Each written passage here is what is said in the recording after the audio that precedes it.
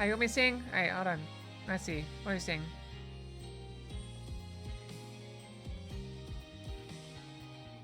Psychic. I could feel your impatience. I could feel your impatience. Where are we? Here? Yeah, we were 10 minutes late yesterday.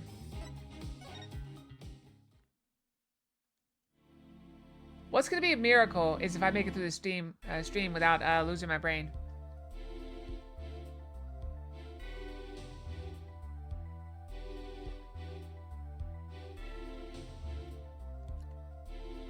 Caffeine will help, hopefully.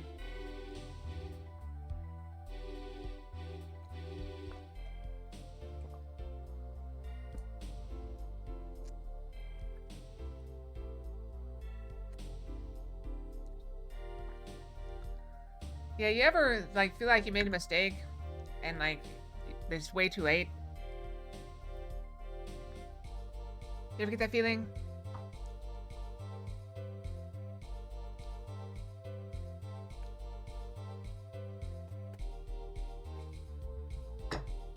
Yeah, I took a pill to help me sleep. I already took it. And then I read about like, oh yeah, you're not supposed to take it after food because it makes it absorb better. Okay, where were we? All right, you've been paying attention to the trial so far.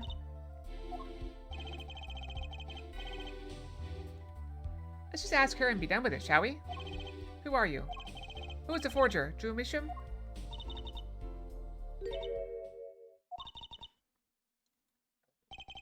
Was that an expression of emotion I saw on her face? Shock!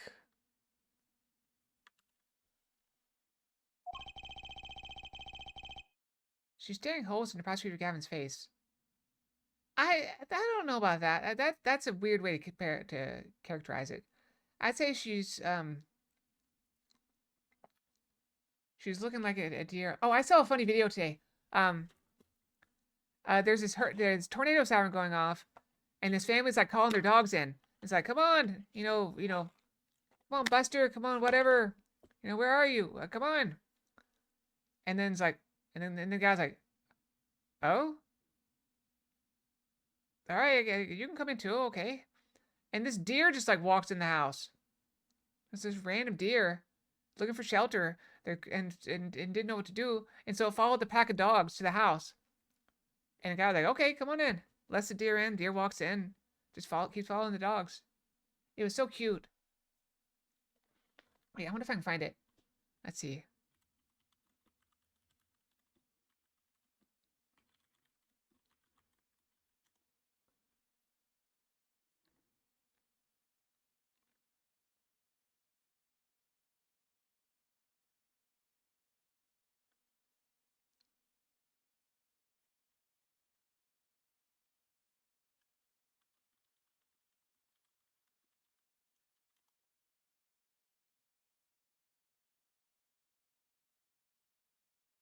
I don't know.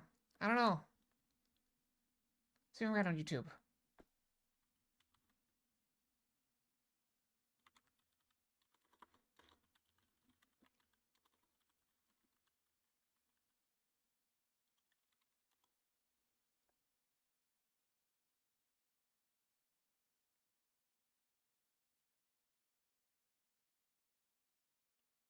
Oh, here it is. I found it. I found it. Hold on. That's pretty great, man. Hey, hold on. I'm gonna put it in I'll put it in stream chat. Go watch. It's worth it. I promise.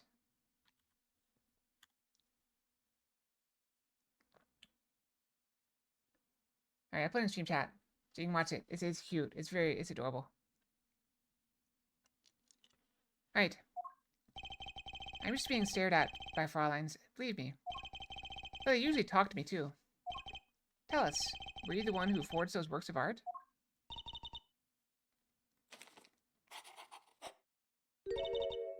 Yes. Dun dun dun! So the forger Drew Misham was you?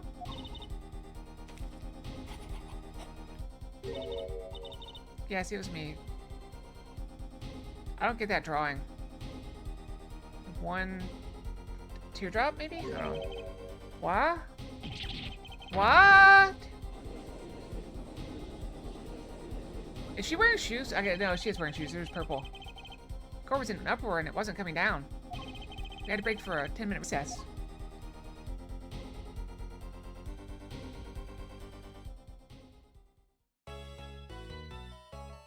I feel kind of dumb that we didn't just keep going.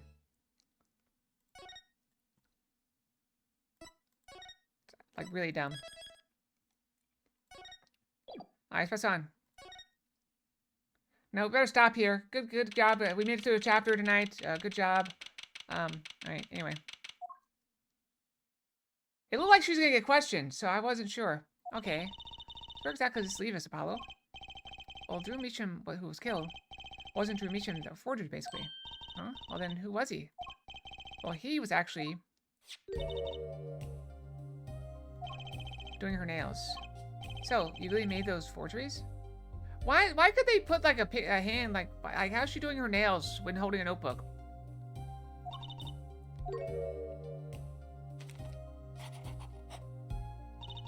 Yes. Her father. Did she actually draw that, or is she just like why does she keep drawing the same face over and over again? Just, you know, show the same one again. I know it's wrong. Can you tell us how it happened?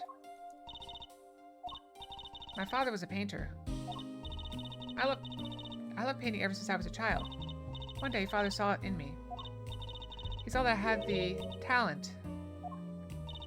The talent for making forgeries? How should I say it? It was not only paintings I made. Given the materials, I could make anything. Anything? Father was so proud, and I so happy.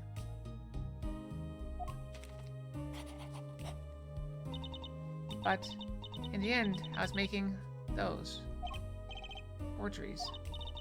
I've never had a good constitution nor personality. I know very little of the world outside my door.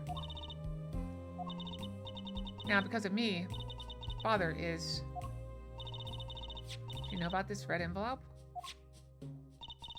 I remember that envelope. It was some time ago.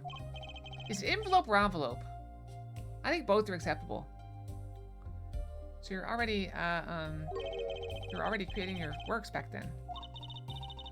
I started when I was only 12 years old. So the one who figured out the stamp was poisoned, that was Mr. Justice. It's time. Toilet room, please. All right, out of time. Wait, Vera, just one more quick thing, please. Those 3 paintings in the studio. I painted those as part of my work. Alright, so you checked them out and we saw what was underneath. We saw the rough sketches underneath the 3 finished paintings. I see. Mr. Justice. Yes? Father. He knew of you. Both of you. That's kind of spooky. Your late father? He was watching, gathering information, waiting for just the right moment. All about the Wright and Company law offices. But lately we're not doing just law. Yes, you do tricks, gags to amuse, and play piano. Well, they're not really gags. Yeah, when Father heard you had resumed the legal business, how pleased he was. Who was Mr. Meacham? How am I supposed to know? What if he was Daddy's daddy? Judging from the relative ages involved, I'd say it's highly unlikely. It's already confusing enough with all these daddies running around. Yes! We have too many daddies! No doubt Victor's daughter Vera was a forger.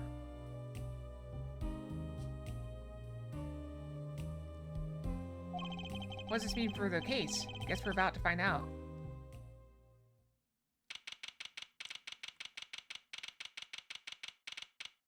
I got colder again, so I put on my hoodie. But I'm not sure if it's cold enough for a hoodie.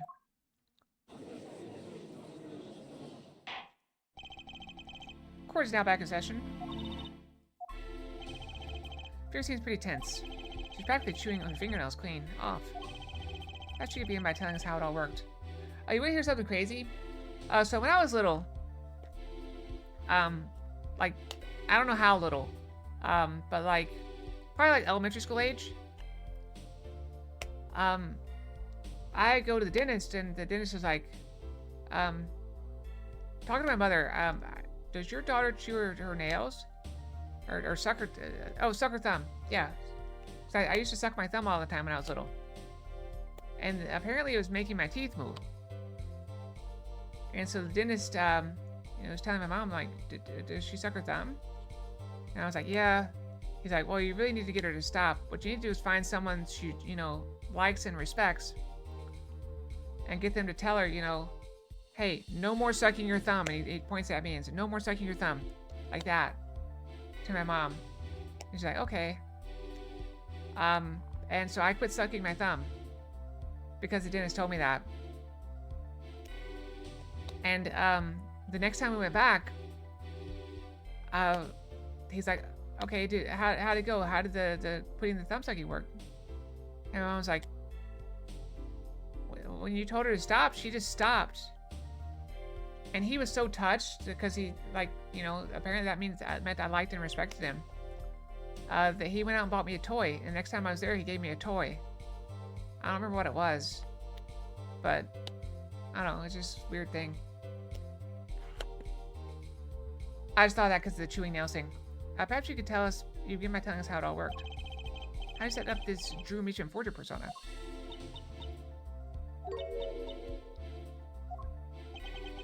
Yep.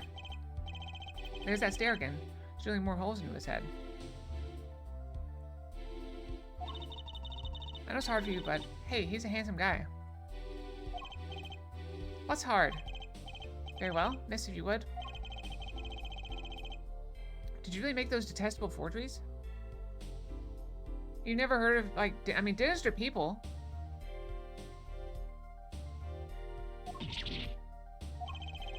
Perhaps you'd rather answer my question. Were you the one who painted that painting? The remarkably similar one? Ah, yes. I painted it, yes. We were already his customers. We'd been going there for years. Like, my whole family went there for a while. Father praised me quite highly for it. So she's the one who made the forgeries? And she did not wish to reveal the truth of their operation. This victim was a stand-in, a decoy. The world at large, he was the forger, not her. I've done a bad thing.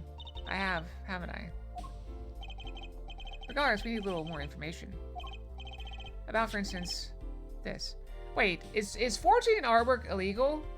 Hang on, hang on.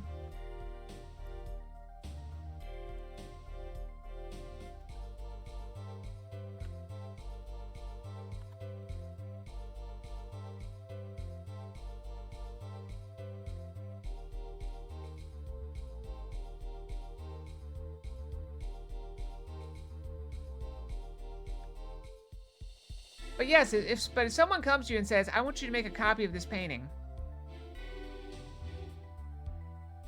You're not selling, as if it's a real thing. They know it's not the real thing. I don't know. It feels like a shady area. Like gray area. Because, she's not going and stealing artwork and then trying to pass it off as her own. About, for instance, this. Sorry. I didn't mean to click. I don't know. You've seen this before, yeah? Yes. It was in the desk drawer. Very well. You may proceed with your testimony. Well, the buyer, yeah, but that's the buyer's doing the illegal thing. You're not doing anything illegal.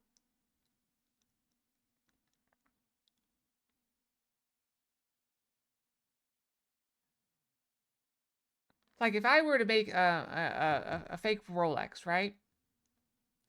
If someone comes and hires me to make a fake Rolex, and I make a fake Rolex, maybe. Accessory to forgery. I perceive your testimony. Tell us everything you know about this envelope. Well, it's red. It was mailed 7 years ago. It's got a letter inside. It's about, 5 inches by 8 inches. I created things and father sold them. This envelope came after my first work. That was other than a painting. Father handled the deal. All of it. I received the stamp that was in that envelope. It was after that job that we moved to the current studio. There certainly was much of great interest in your testimony. Not that the witness realized it. Very well, please begin the cross-examination. Right, okay. More information about this forger. This Drew Measham.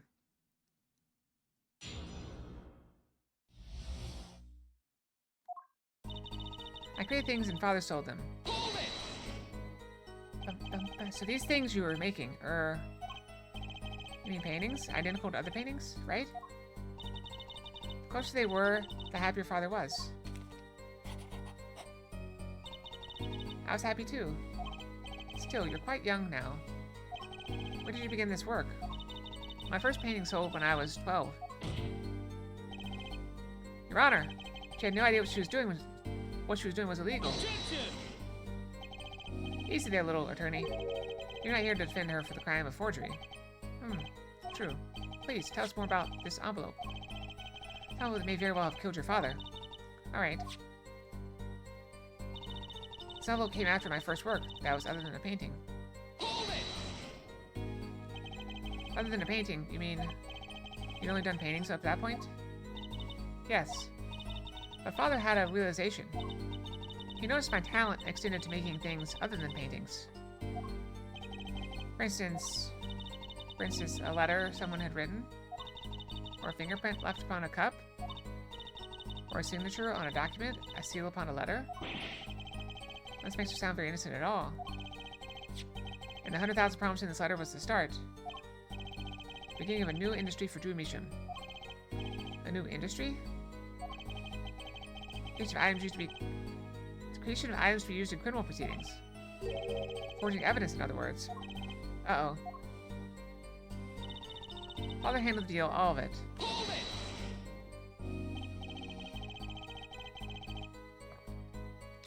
So you didn't know how the things you were making were being used. I enjoy painting very much. I think I understand. The Fraulein has lived in an unusual little world. Can you tell us what happened to the papers that were in this envelope? Father signed them and sent them back, I believe. Did he follow the instructions? Send an enclosed envelope with an enclosed stamp? It's a rather important matter. Give your answer some thought. I received the stamp that was in that envelope. Oh, wait.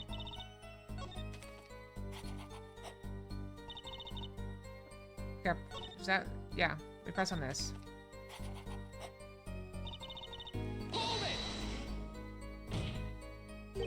What do you mean you received it? Did I do something wrong? You didn't use that stamp because it was dangerous, correct? Deadly poison on the back. After cleaning. A moment, Air Forehead. You can't force an answer upon the witness. I think she just kept it because it's the first thing she got. Because her dad handled all the money, so she never got paid. So she just thought this is something somebody sent me. Now then, perhaps you would tell me, Fraulein Vera, why didn't you receive this stamp? She kept it as her first payment. You know how some businesses keep their first dollar? And they frame it and put it on the wall? Something wrong?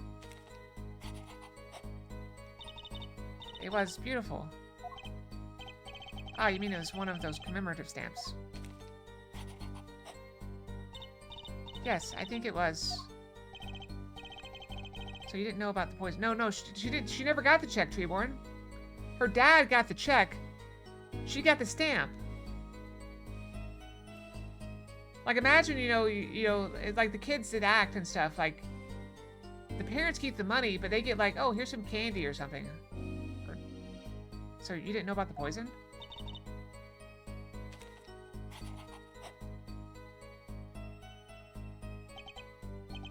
I guess not.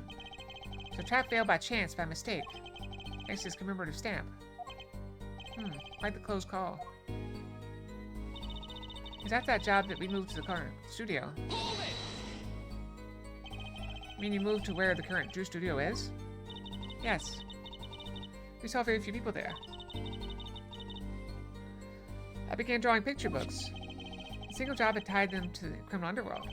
I think Mr. Mission wished to reduce their visibility in the world at large. We had to meet someone for some reason. Father posed as the creator of the work. That was the real essence of the artist, True Mission. You did the work, and he supplied the face. So you really didn't know anything, did you? You had no idea how much danger you were in.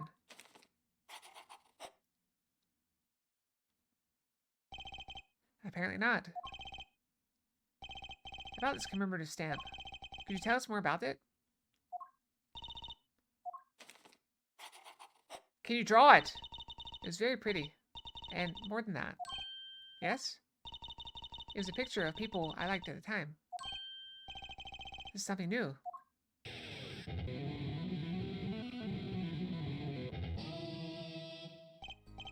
Apparently, we've got some cross-examination yet ahead of us.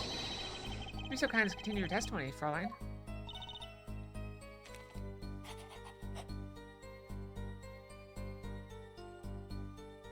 Yes, okay. The stamp was a picture of my favorite magicians, so I kept it. It's all coming full circle! Magicians. I love mysterious things. I always have. Even though she fainted when she saw Mr. Hat. It's really mysterious but freaky. Father took me when I was very young. It was a great magic show. I loved it so much. See? Isn't magic great? Fine, great, yeah, sure. Don't you get all excited. But the magic troupe we saw disbanded soon after. I was quite sad. Should you just say what I think she said? Magic troupe? Now, where have I heard that before? Gramarye. Venom came after you completed her first job. That makes it a letter from her client, whoever wanted a forgery made. Apollo. Close, we just have to piece together the parts. No way! No way!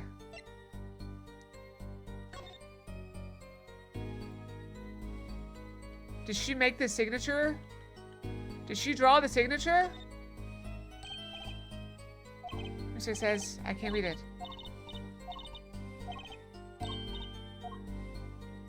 She put the seal, the fake seal.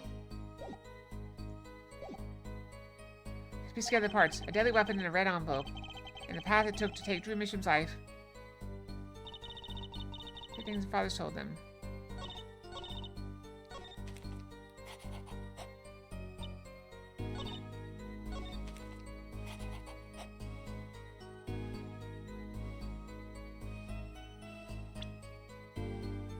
I can't represent people.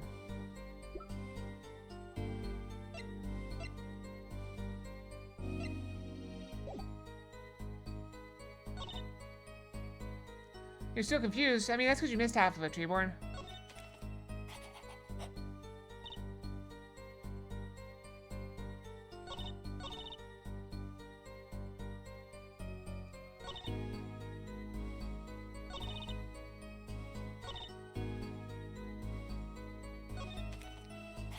What are we missing?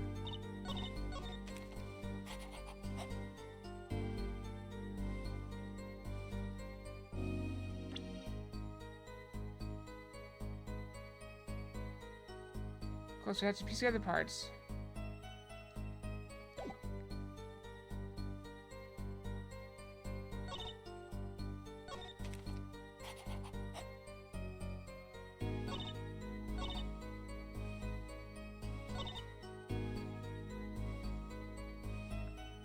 What do we have we can sense?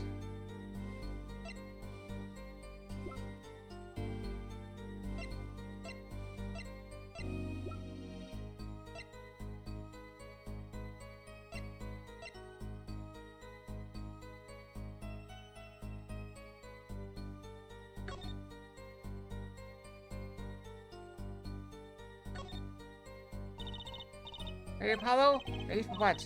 For what? For the troop. Gramarye Grand Magic Show. It's not like I'm beating up on stage or anything. What are you talking about, Apollo? You can't enjoy magic if you're not part of what's going on on stage. In my spare costume if you need one. Huh? You mean I can't go in this? No, nothing more straightforward than that.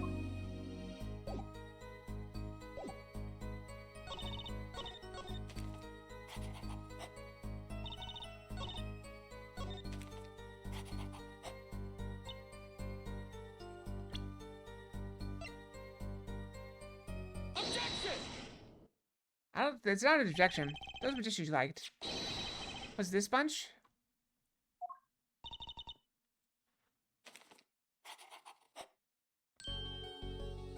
Apollo, they're not a bunch. Huh, I see. So I have to wonder, why include a commemorative stamp like that in a business letter? Good question. Well, free stamps are always better, and you can't beat Droop Gramarye. But the whole murder plan was a failure because of it. Ironic, don't you think? Prosecutor Gavin? Prosecutor Gavin? Gramarye. What's Gavin? I asked just one question to this witness. In your testimony just now, you stated this was your first work that was other than a painting. Please, tell me. What exactly did you make? Can I ask why? No. Answer the question. Now. Now she's gonna... Yep. Eek! Way to wake her clam up! Good job, dummy. Prosecutor Gavin? Who's not the one whose volume concerns me? Yes, it isn't becoming of me. I apologize. But... I must know. Please, Miss Measham, tell me. It was a book. A single page in a book. A book? Please be more specific.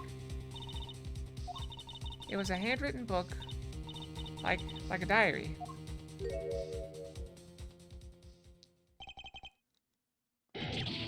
No!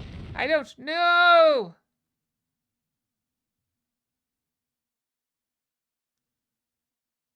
You've scared the witness again.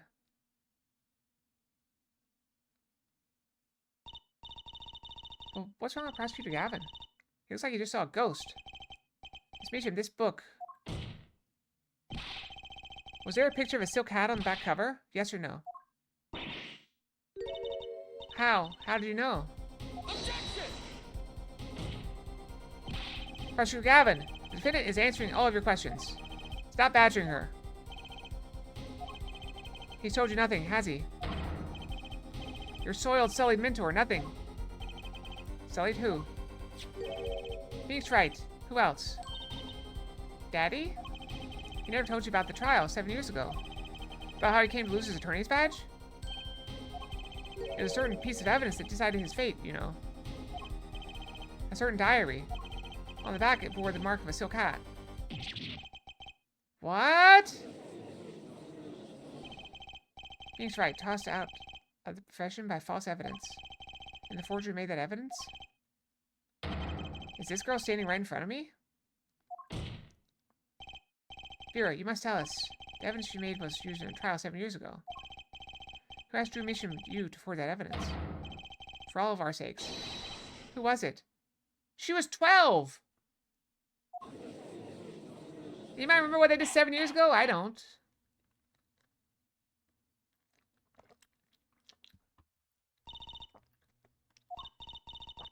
We only met once. You met the client? Well, who was it? It was...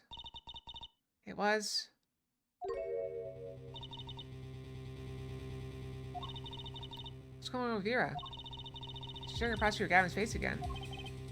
Guess what? Is there something about me? I remember clearly. I remember who gave me the book, the diary. Who was it? Was it Prosecutor Gavin? Ugh! Choke. Vera? Well, she's dead. The devil. Thump.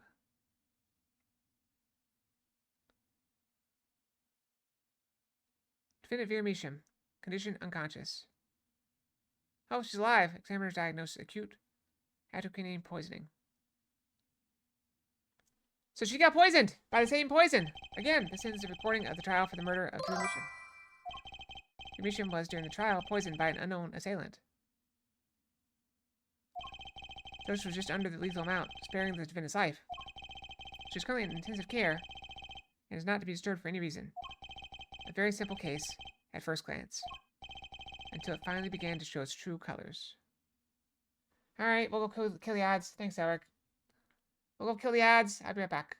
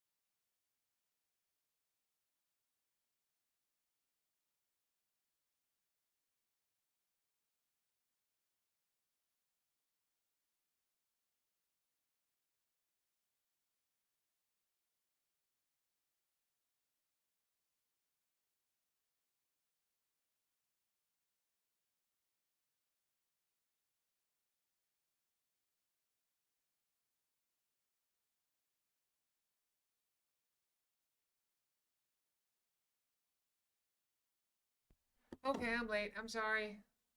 I'm late. I'm back though, okay?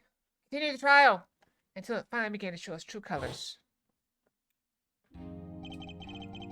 The The long road to the truth takes the record of another trial.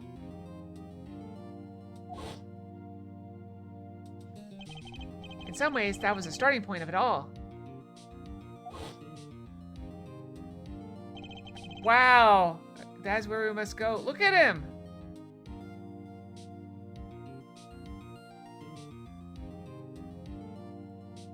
Okay, I'm not gonna lie, he's hot. To find the whole truth.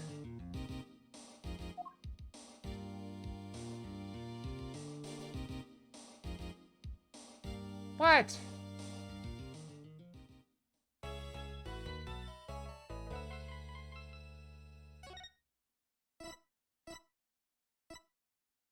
What? Does that sound weird?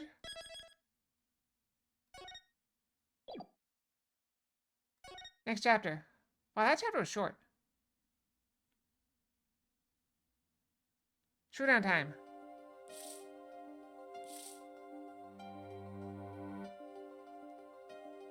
I lost. It's only a game of poker.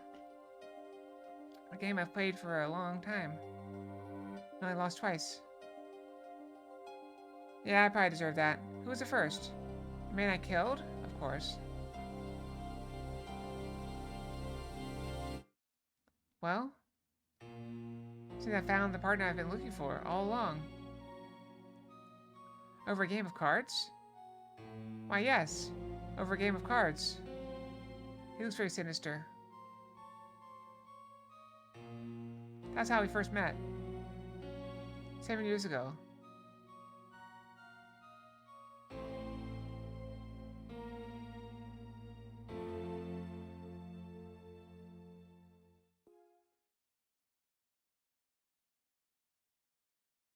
Wait, so are we playing the trial, or is it like...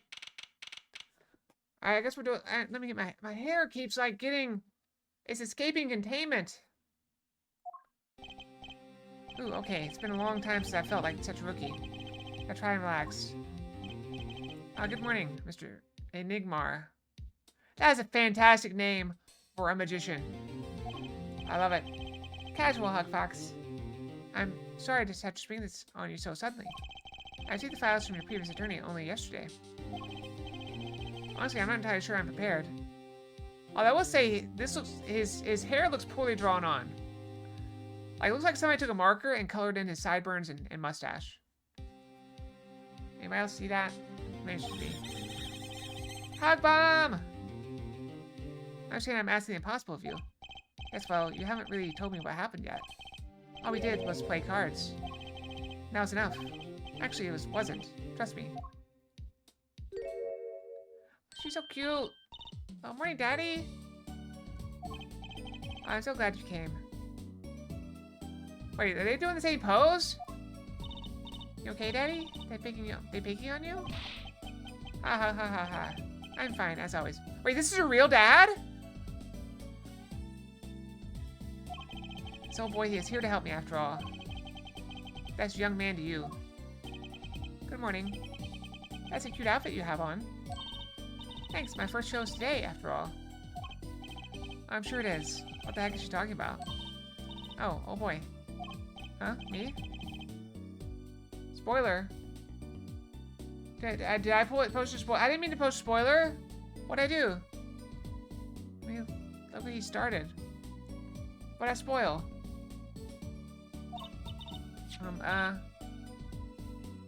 Here. Seems fate's clock will make me wait a little longer. At least, only less than 10 swift minutes remain. To all those who supported my life, beyond my thanks. Farewell.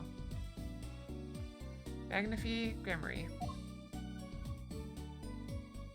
Since fate's clock will make me wait a little longer, at least only less than 10 swift minutes remain. Those who started supporting my life's work, I give thanks. Farewell. Magnify Grammary. What's this?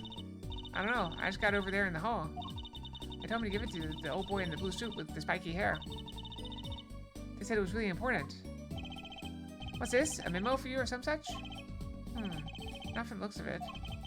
What is this? It's like a page of someone's diary. I'll give it a read later.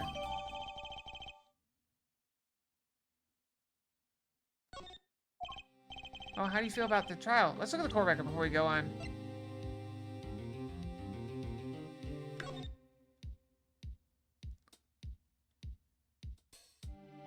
What is that doing? Is that supposed to be an IV? Because it's supposed to be inside of him. Why does the clown have a bullet in his head?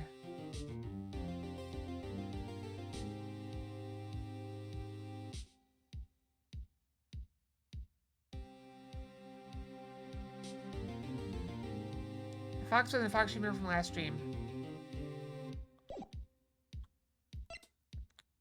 Single gunshot to head.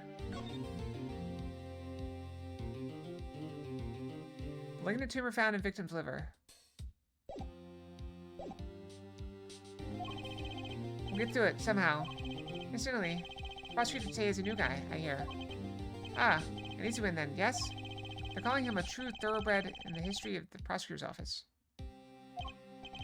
Why do we keep coming up against the best prosecutor in the world and beating them over and over again? At what point do we become the best lawyer in the world? Of course, there's one of those every year. Switching attorneys just before the trial. I know it's a difficult situation to put you in. But let me say one thing, Mr. Wright. Yes? They will not be able to pronounce me guilty today. So do your best, but do not worry. First time Finn has ever given me a pep speech. I'll do what I can. Ha ha ha ha ha. I do not understand. You see, it will be impossible for them to declare a verdict. Impossible? Yes. Isn't that right, Trucy? Yep, you bet, Daddy. My first look at the case was only yesterday, and the information I was given was a tad bit lacking, to be honest. So I'll do what I can, for their sake. I believe the curtains will be lifting any time now. I'm in your capable hands, Mr. Wright. My client is Shady Enigmar, known to the world as Zach Gramarye. A wildly popular magician, star of Troupe Gramarye. His mentor, Magnifique Gramarye, was a rare breed of magician. He single-handedly ushered in a golden age of stage magic until he was shot dead. And Zach Gramarye is a suspect. There's a prequel Ace Attorney game? It might get requested at some point. But who knows what might get requested? I never know. Court is now in session for the trial of Shady Enigmar. This is ready, Your Honor. Is the prosecution ready? I was just thinking, is this what all the fuss is about? Bit of buzzkill, really. Buzzkill? Is this some new kind of crime? Well, the worst. This is a trial. Yeah? Where are the sweaty palms, the pounding hearts? A governor's concert's got 10 times the thrill this kid's got. Who were you again? Clavier Gavin. I came to get the party started. Legally, yeah? Why would you be a lawyer and a rock star? Be the rock star. I don't know. Gavin, defense attorney, Christoph Gavins. I figures our bro's more famous in this part of town. Clavier Gavin, lead singer for the mega hit band, The Gaviners. How do you have time? Whatever. You're out of your league, rock boy. I know what you're thinking. You're out of your league, rock boy. He's psychic. True, my debut single, 13 Years Hard Time for Love, went platinum overnight. That's just a hobby to me compared to this, yeah? Talkative, aren't you? I like your effective Euro rock accent, by the way. I'm just getting warmed up, Air Attorney Wright. Thought you'd be so kind as to fill us in on the case. Octung, baby. Time to call in the opening act. What's his name again? Ah, yes, Detective Gumshoe. Hit it. Gumshoe! We haven't seen Gumshoe in forever. And you are? Hey, you were the one who called me up here, sir. Name's Dick Gumshoe. I'm a homicide detective down at the precinct. Dick Gumshoe. Long time no see. Hey, you. Me? Today's the day, pal. Today I win and you lose. I got confidence in my testimony today, see? Well, you normally lack confidence in your testimony? Air Detective, this is my stage. Can you do the antics? Oh, can the antics. Got it. Huh? All this hey you-ing and such. And I could care less about your history together. You gonna make ends meet starting up as a lawyer? Maybe, but, like, if you were, I don't know, let's say you're a lawyer, right? And, I don't know, you write a book, a novel, and it sells for like $50 million, and you make $50 million. Why don't you keep being a lawyer? Just go write a sequel. Irk. Go, Detective Gumshoe, if you would. Please tell us about the case at hand. Happened 6 days back, in a room at the General Hospital. Facts are simple as they come. Here's the crime scene. There was a patient asleep in a hospital bed. Killer comes in, puts a pistol to his forehead, and bam, lights out. Them's the facts. No, not so long ago, the victim, Magnifique Grammy, was a famous man. He had the entire country under his magical spell, as it were. Ah yes, the great magician. He retired years ago, though. They named Magnifique a one of my generation, and you'd be lucky to get a blank stare. Yes, I'm sure the youngsters today know his disciples even better. You know, I've heard that's true of, like, like, a bunch of stuff, like baseball players. Like, people don't really remember Babe Ruth. Like, you know, young people. And people don't really remember, like, Michael Jordan. It's just, you know, the way of the future. I remember Michael Jordan. He was in that hit movie Space Jam.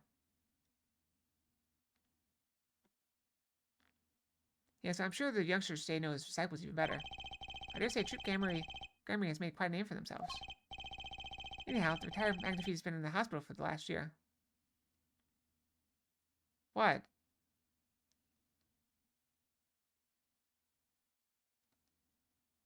Michael Jordan, you know, the actor? He was really buff. He looked like he could actually play basketball, you know. Anyhow, the retired Magnifique has been in the hospital for the last year. Oh, what was it? A mall ignorant tutor or something. Malignant tumor. Doing something to his liver, I think. Yeah. A malignant tumor, perhaps? In other words, he had a liver cancer. He had only 3 months left to live, in fact.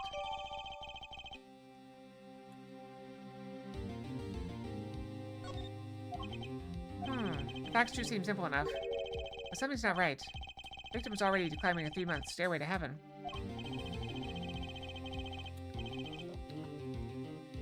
Why not wait for him to knock on heaven's door? Why shoot him? I wouldn't put it quite that so lyrically, but it's true. That does sound like a song lyric. Why make the effort to commit murder when the victim was about to die? Instead, the victim had a serious case of diabetes. Or as Wilford Brimley would say, diabetes. In fact, he's about to shoot up with insulin. When he was shot with a pistol, the syringe was found at the crime scene. Why would you not apply it to the IV? I don't know how that works. Maybe insulin doesn't go in the bloodstream. Maybe it goes in the muscle. He shot with a pistol. The syringe was found at the crime scene. Chronic diabetes and cancer. As much as it pains me to say it, the victim was clearly at the end of his life. Watched and shows no sign of use.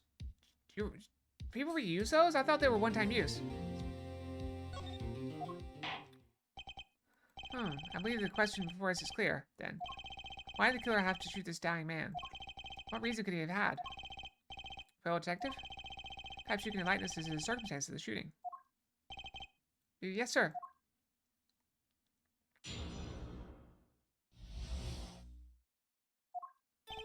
Actually, the victim kind of ordered the defendant to do him in. A few days before it happened, the victim sent a letter ordering his own murder. The defendant did what was asked of him and shot the old man in the forehead. Is that murder? My personal opinion is that that's not murder. That's assisted suicide.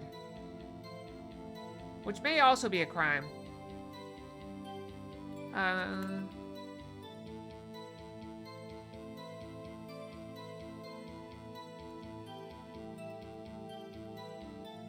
Oh, come on. I'm just asking a question. I don't need help as available. Speak with someone today. Crisis.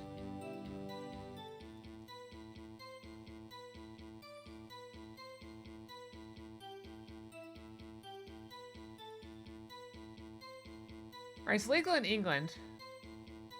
So it's illegal? Okay.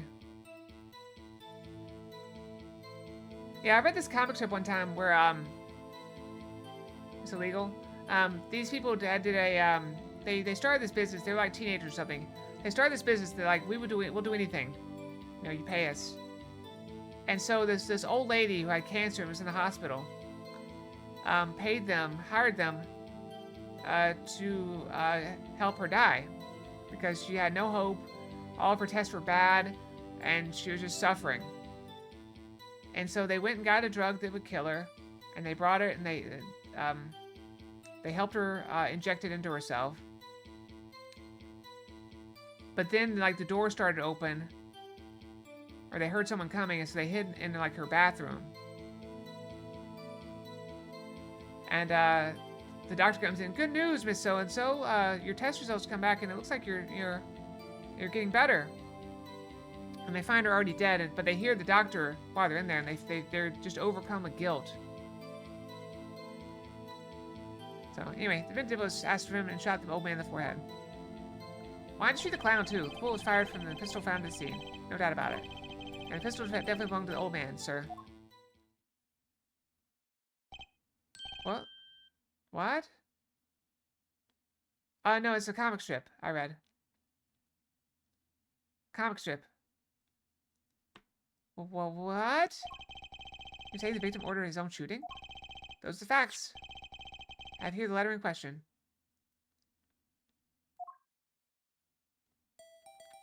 To my beloved student Zach, to you I entrust the task of lowering my life's... Come on! Give me time to read it, stupid thing. Alright, hold on, pop it open. Take a look. To my beloved student Zach, to you I entrust the task of lowering my life's curtain. Come on the 13th, 11:05 p.m. I'll ready a gun with which you will shoot. One shot square in the forehead. You cannot refuse, and we both know the reason why.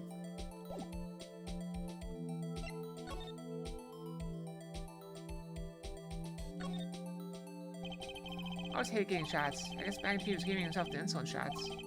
There's no way I could do that. Shudder. Wait, Magnifique uses to inject his insulin. Why are there no traces of it having been used? That's something to keep in mind.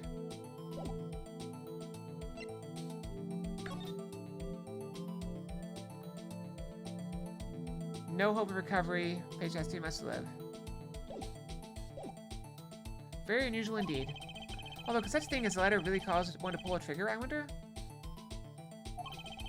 I believe the answer to that question can be found at the end of the letter. Ah. You cannot refuse, and we both know the reason why. Detective Gumshoe, can you explain this to the court? Unfortunately, even the defendant won't say a peep about that bit, sir. One thing bothers me about this. Why did he just say 11? Why haven't come at 11:05 without some specific reason?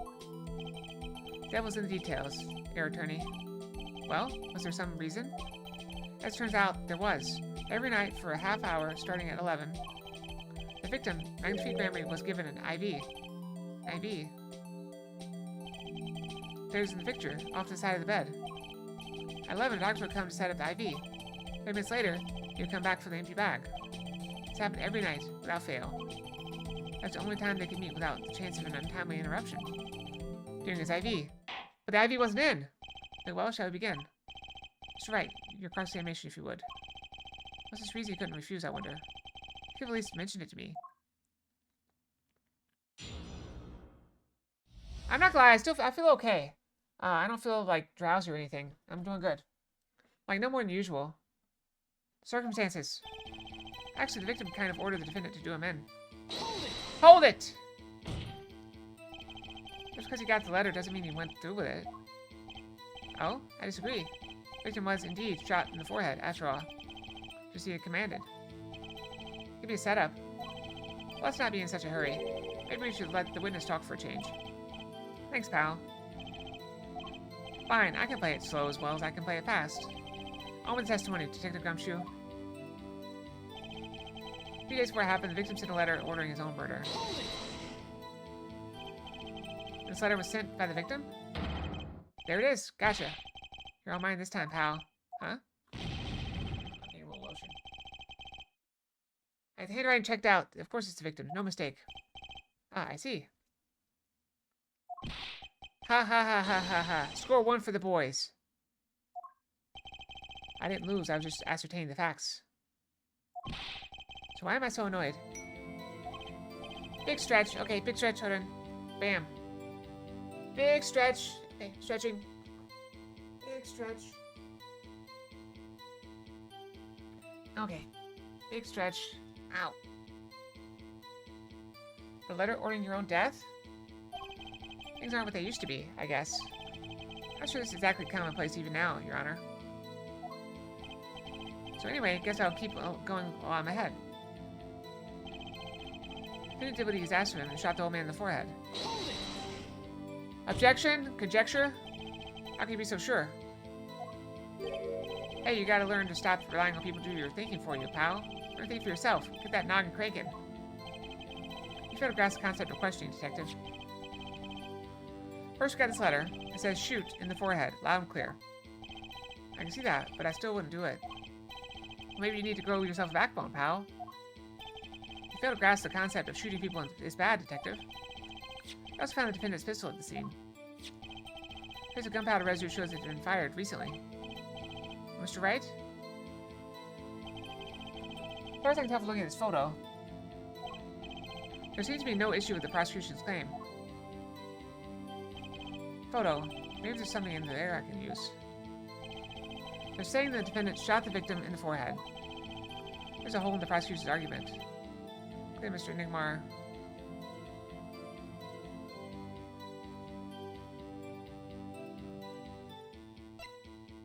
Try something else. Looking at this photo, another possibility occurs to me. Yes? What does the letter tell us? The defendant had a reason he couldn't refuse. His teacher's whiskers. Bingo, pal. That's why the defendant popped him one in the forehead. Oh? Vince disagrees. See, the defendant had another choice he could make. Objection! What? And you can prove that with this photo? I can prove he had a choice, yes. Then he might have fired like he was ordered. But he didn't shoot the victim's forehead. Well, let's hear what you're thinking, Mr. Wright. He didn't shoot the victim's forehead. What did he defendant shoot? Bam! Take that! The clown doll. Take a closer look. See? It's been shot in the forehead, too. Ah, there's a hole in his forehead. Yes, and a hole in the prosecution's claim. Objection! Ha, and I suppose you have a reason as to why he'd shoot the clown doll? He didn't shoot the clown doll. He shot the doll's forehead. His forehead. Ah, let's read the orders once more, shall we? He'll shoot one shot square in the forehead. That's exactly what he did. He shot the clown doll square in the forehead. Bam! It's too easy, though. This has raised an intriguing possibility. That hole in the clown's forehead. It definitely looks like it was shot. Hey, let's send someone to investigate this matter. Objection! I admit I'm impressed, but I expected nothing less. Still, this doesn't mean he didn't shoot the victim. Objection! Perhaps he did have to shoot the forehead, as ordered. But the letter says nothing about whose forehead. This was the only way he had to follow his orders without taking a life. The bullet hole in the clown doll's forehead does demand an explanation. It might very well be a clue. Yeah, Prosecutor Gavin is right. It alone does not prove the defendant's innocence. You can't say for sure the defendant didn't shoot the victim. So sorry, Mr. Wright. How sad it is to see the mighty fall. Sad it is to see the novice's overconfidence. You realize just how big this little hole is going to get. Hey, Gumshoe, please take this newfound fact into account as you continue your testimony. So if you shot the clown, he still shot the victim, pal. Hold it! Let me get this straight. You're saying my client first shot the clown, then shot the victim. Hey, not a bad summary, pal. More of a confirmation than a summary, but whatever. That's really more of a confirmation than a summary.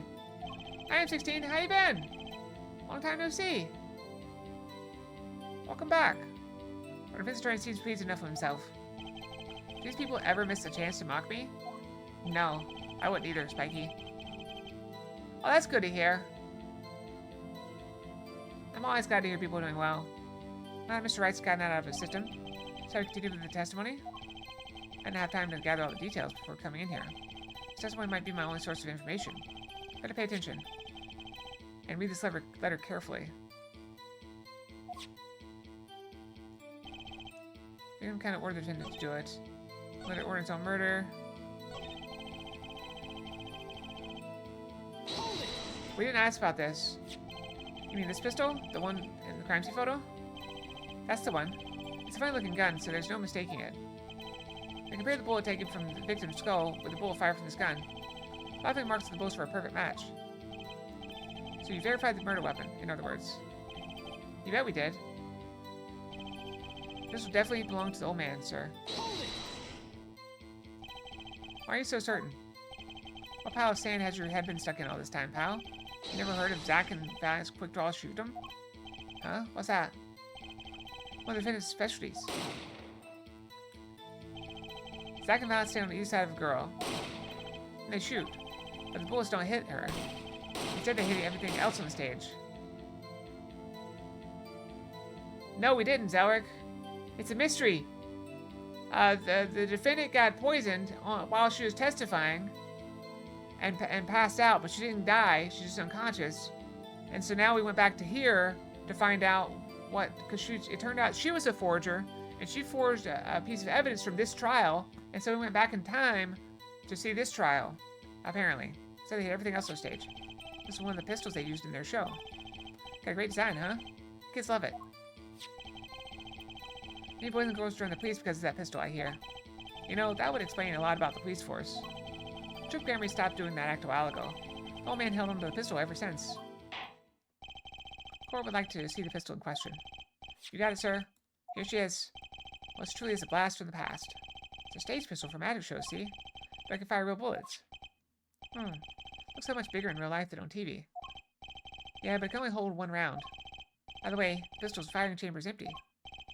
And it shows traces of having been fired recently. So any fingerprints found on the gun?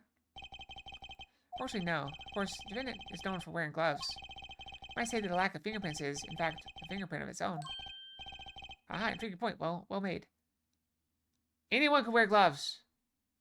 I wear gloves sometimes. Whoa. Not well made. Not intriguing. In any case, the court accepts the evidence. Can we look at it?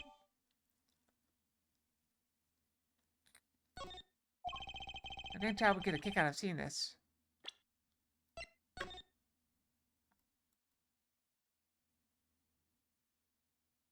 No, world, you put your hands up.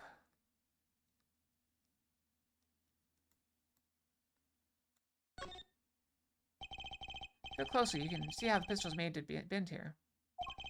It's a one-shot only model, I guess this bend is where you load it? Just his famous Grammy golden gun. They say kids used to love pretending they had one of these. Why do they pretend to miss their targets, too? You know, technically, if you deliberately miss your target, that wasn't your target.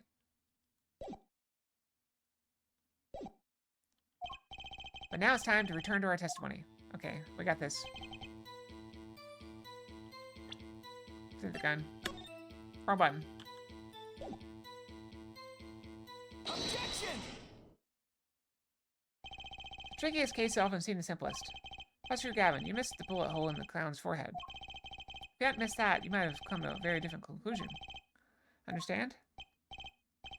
Yeah, but I just said, pal. As you shot the clown in the forehead, he went and Objection! did nothing of the sort to the victim. The pistol proves he could not. I mean, he could have reloaded it, to be honest. Oh, look, we got the pure Yen Shrine Fox. Ninetales version. The murder weapon, how? It's quite simple, Your Honor. This pistol only holds one bullet at a time. If he had shot the clown in the forehead, he couldn't have shot the victim, too. Objection! Yerg! Well, that's not a contradiction, not even close. All I had to do was reload the pistol after the first shot. Objection! Oh, where'd he get this extra bullet?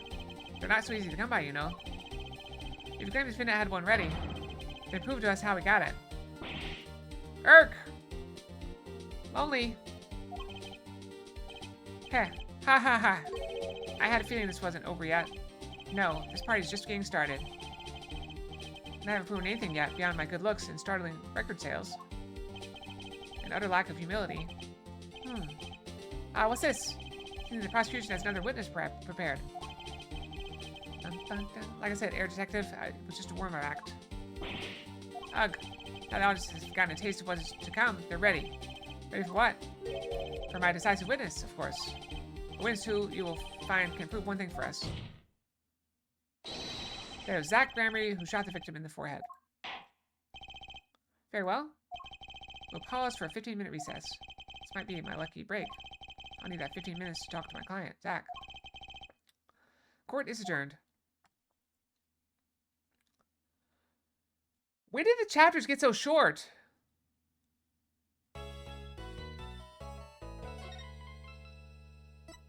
Are we just doing well, or are they trying to pack it all in so they make it really short chapters? We've already finished 3 chapters today. I mean, granted, 1 was almost done. But we haven't even had our third commercial break yet. Whatever. Very impressive, Mr. Wright. I have to say, I expected nothing less. We've only just begun. I was hoping you could tell me a bit more about what happened, actually. It's because I'm Phoenix, right? I did not think you would believe me if I told you. Better that you discovered the truth for yourself. I was thinking of you, you know. I think we need less thinking and more talking. That night in the hospital, what really happened? Ah, the way your eyes gleam, Mr. Wright. You'll scare Trucy. Speaking of which, where is she? You've seen the problem yourself, the letter. The one shot in the forehead. One, right? Yes, and the reason he speaks of. I cannot deny my mentor's wishes, even if it meant my own death. Why not? It's something I will not say for now, at least. What's this for now business? I've done many things in my life, some well, some poorly. This is a cross we must bear alone to our graves. We? You want to know about the night of the incident? Fine, this guy sure likes to take his time getting to the important stuff. Of course, I had no intention of shooting my mentor. I stuck in his room that night at that appointed time. And found there upon his bedside table 2 pistols. 2? Yes. The one I used on stage, and the one that had been used by my partner, Valent. Over Zach and Valent's quick draw thing. My mentor had the look of one sleeping. I stood by his bedside, hearing only the light sound of his breathing. Then I took the pistol into my hand.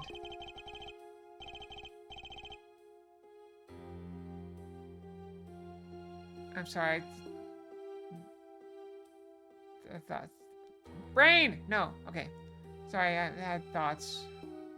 I cannot deny that my resolve faltered then for a moment. You faltered? You mean you thought about shooting him? Recall there was a reason I could not refuse his request. His last such request, though not his first. So there were other requests you couldn't refuse before. To be honest, I've not always been steadfast, and I fear I've brought a pain upon Trucy. Was Magnifi coercing his disciples somehow? That's what was going on in the Troop Gamery. In the end, I did not shoot him.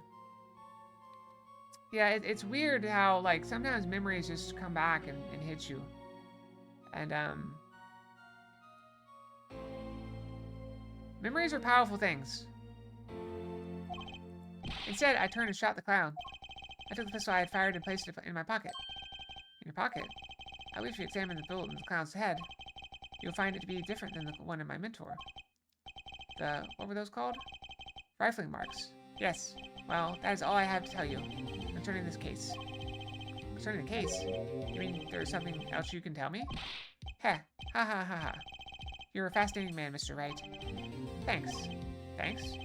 Yes, there is something. My mentor, his eyes opened. What? Magnifi Gramery? The old devil. He was not asleep, you see. Of course, the gunshot would have woken him anyway. And there we had our last discussion as mentor and pupil. It was not a long discussion, maybe 5-10 minutes or so. What did you talk about? Haha, Mr. Wright. Did I not just tell you? It does not concern this case. Oh, wrong button. Zach Gramery, he seems pretty steadfast to me, or maybe just stubborn. Mr. Wright, your presence is requested in the courtroom. Once again, I'm in your hands. Right, let's get back in there. I think all of our clients are insane. Just all of them. Court's now back in session. During our recess, a bullet was found in and dug out from the clown's head. Well, this is news. In the rifling marks, there wasn't time to do a detailed analysis. Though they did find the weapon type matches the murder weapon. Well, that's not very conclusive, is it? Which is why I'm about to call him a very decisive witness. Decisive witness? How many times have I heard those words? It's a doctor or a nurse. Though they often turn out to be far less decisive than you think. Oh, don't worry on my account. I'm quite confident this witness will do the job. After all, he is intimately acquainted with the players in our little production. Being the other half of Troop Gramarye's famous duo, Zack and Valiant. Valiant Gramarye? So we get to meet the great Magnifi's other disciple. This guy! Perhaps I'll start by asking your name and occupation. Valiant Gramarye, magician. And you're the decisive witness, are you? You can prove your fellow student, your partner's guilt? Click. Fate. The grand illusion, filled with traps and tricks. Well, wait, the shooting took place in that hospital after 11 o'clock at night. If you're a witness, does that mean you were there that late? If one were to do this logically, the conclusion is yes! Okay, I always get the check for characters, don't I? I have an interesting fact for you. You see, several days before the crime, a witness received this.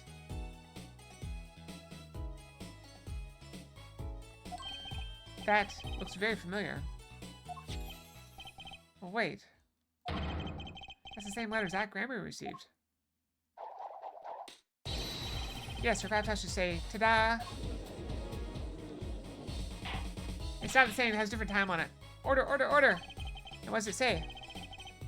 Sure, it's not the same thing. Perhaps you should see for yourself.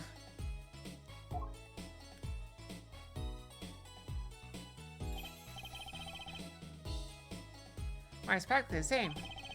4 steps into evidence. This is most unusual. Exactly what's going on with you folks. What exactly was your Troop Gramarye up to? Oh, what you mean? I was having trouble envisioning a man who would ask his students to kill him.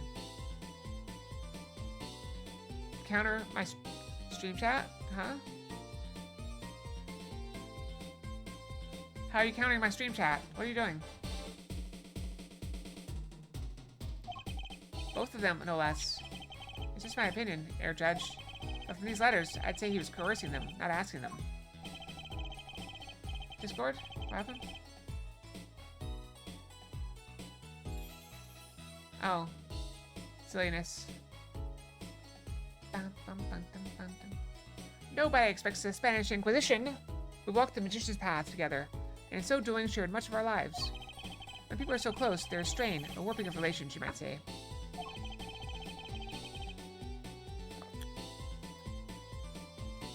Yet this has nothing to do with the case at hand. What do you mean you're not going to tell us? I was actually wondering even more about this for reasons they couldn't refuse. Well, let's get all the testimony for starters. The defendant, Zack Gramarye, stands accused. Tell us why. Well, I'll do more than that. For where he walks, the red roses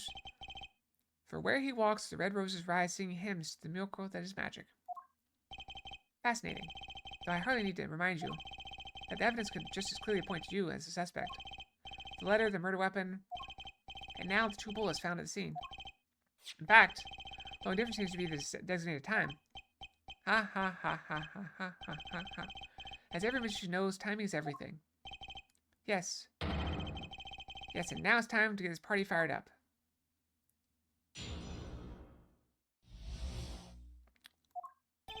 That night, I visited the hospital room at the time Magnifi requested. Smelled gunpowder hung in the room, and my mentor had taken his final bow. I had not imagined my fellow student might have received the same instructions. The deal with death is still a deal. Death's sweet kiss I gave to that clown. And informed the doctor and the police. So you were the one who reported the crime. Indeed, I would think. This fact alone would clear my name of suspicion.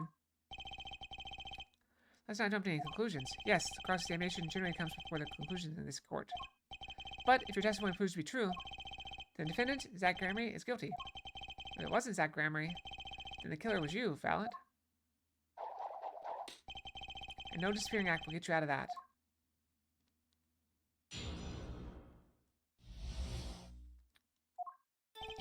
That night, I visited the hospital room at the time Magnifi requested.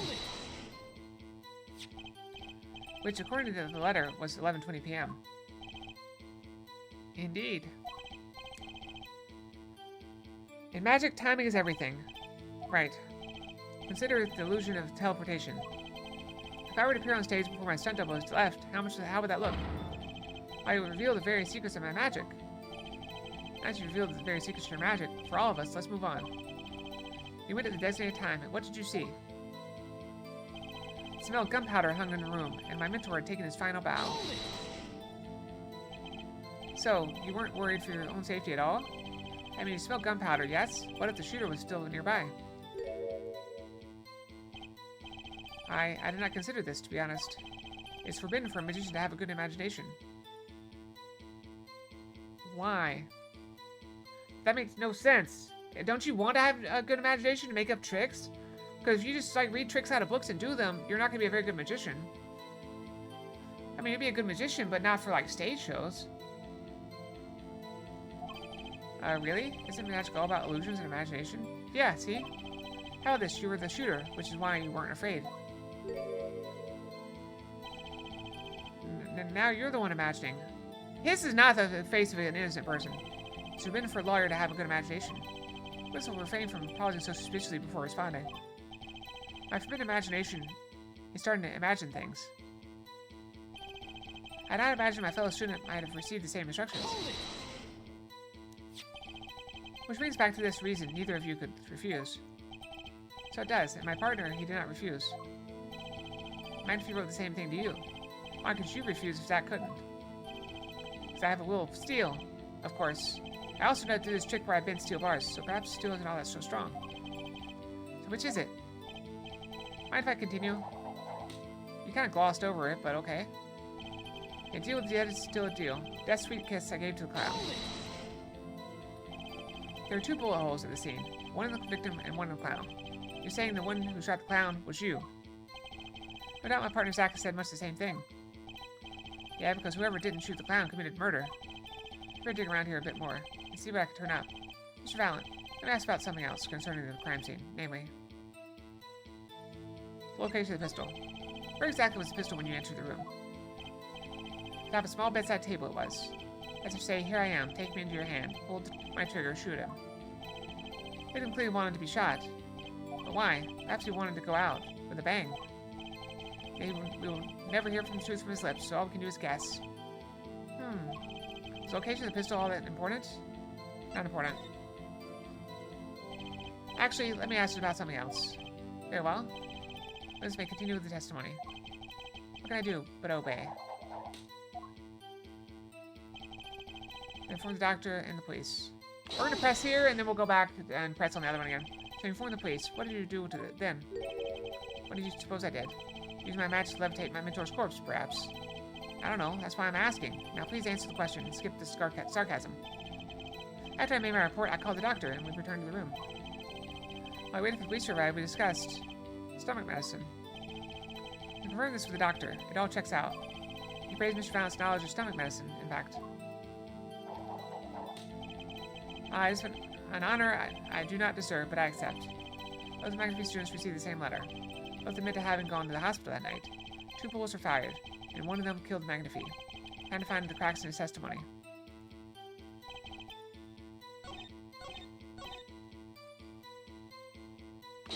Alright, press again. Alright, blah blah blah. Something else. How many pistols were there when you entered the room? Don't you mean what, precisely? 2 pistols were used in the Zach and Valent quick draws to shoot him, correct? 1 for each of you. You're well informed yet. Only one of my old friends sat in the hospital room that night. Was Zach coming back to the lobby? Of course, I had no intention of shooting my mentor. I stuck into his room that night at the appointed time, and found there upon his bedside table 2 pistols. The pistol I had fired and placed it in my pocket. I see no problem with that statement. My one pistol was visible in the photograph of the crime scene, after all. So he picked up that pistol and fired it. Indeed I did. Alakazam. Alakazang. Alakaboom. Why not ask what he did with it after he fired the pistol? Number of pistols really so important? Quite important. Number of pistols is quite important, Your Honor. Very well. Please add this detail to your testimony. What can I do but obey? My own pistol was in the hospital room that night. With it, I shot the clown. Hold it! So he took the only pistol there and fired it. That's correct. And that pistol was this one, which was left at the crime scene. There we go. Good show. I see you. Two are a mission of sorts. And you're an idiot of sorts. Do you have any idea what you just said? I see the fire in your eyes as you glared at the witness. So how about heating up this trial a bit? These slow ballads bore me. I got a hunch. Maybe that's all it is. Let me save. Be safe! Where are we here? Probably.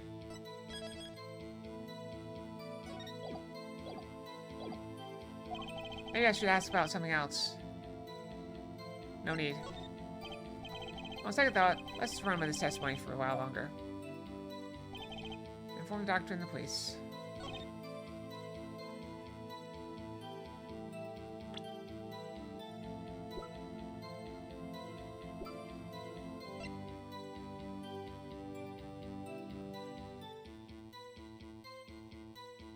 Wait, should we go back and...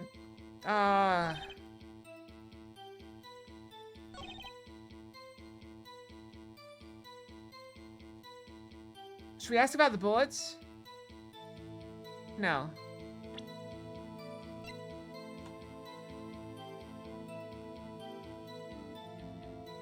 Objection! Present. We present. We'll go for it. According to the defendant, Zach Grammy, when he entered the room, there were 2 pistols on that table. 2? One of those pistols he used to shoot the clown in the forehead. Then he left with it in his pocket. Of course, this is what he would say. Unlike the hapless clown, we must assume our defendant has some brains in his head. But what about what Mr. Valent has told us? You see, there's something about his testimony that doesn't make sense. What might that be? I told you I took the pistol that was there and shot the clown. That's your story, at least. But the rifling marks tell a very different story. Mr. Valent, recall what Prosecutor Gavin told us. We compared the bullet taken from the victim's skull with the bullet fired from this gun. Rifling marks of the bullets are a perfect match. Ah. Mr. Valent, if you fired this pistol, then you shot the victim in the forehead. Order, order, order! Well, this is all rather sudden. Objection! Heh heh heh heh heh. What have I done? Prosecutor Gavin? I owe the court an apology. Sorry. So sorry for what? You see, I was unaware that 2 of these unique pistols were crafted. And now since the rifling marks only prove the type of gun that fired them. Objection! But that's not what you told us before. You said you'd verified the murder weapon. Which is why I'm apologizing to you now, quite sincerely, I might add.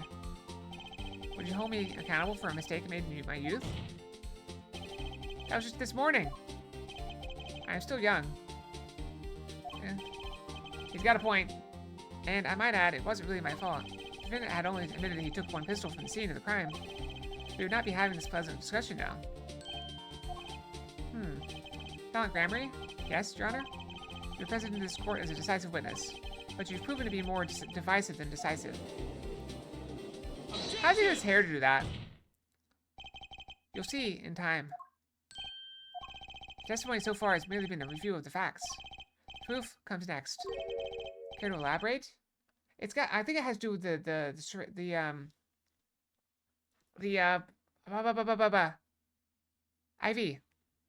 Care to elaborate, Prosecutor Gavin?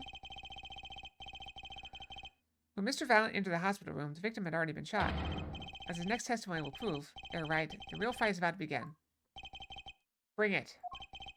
Very well. Witness will now testify to the court.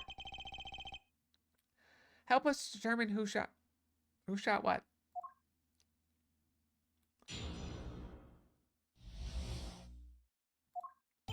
I arrived in the hospital room at the appointed time, which is to say 11:20 p.m.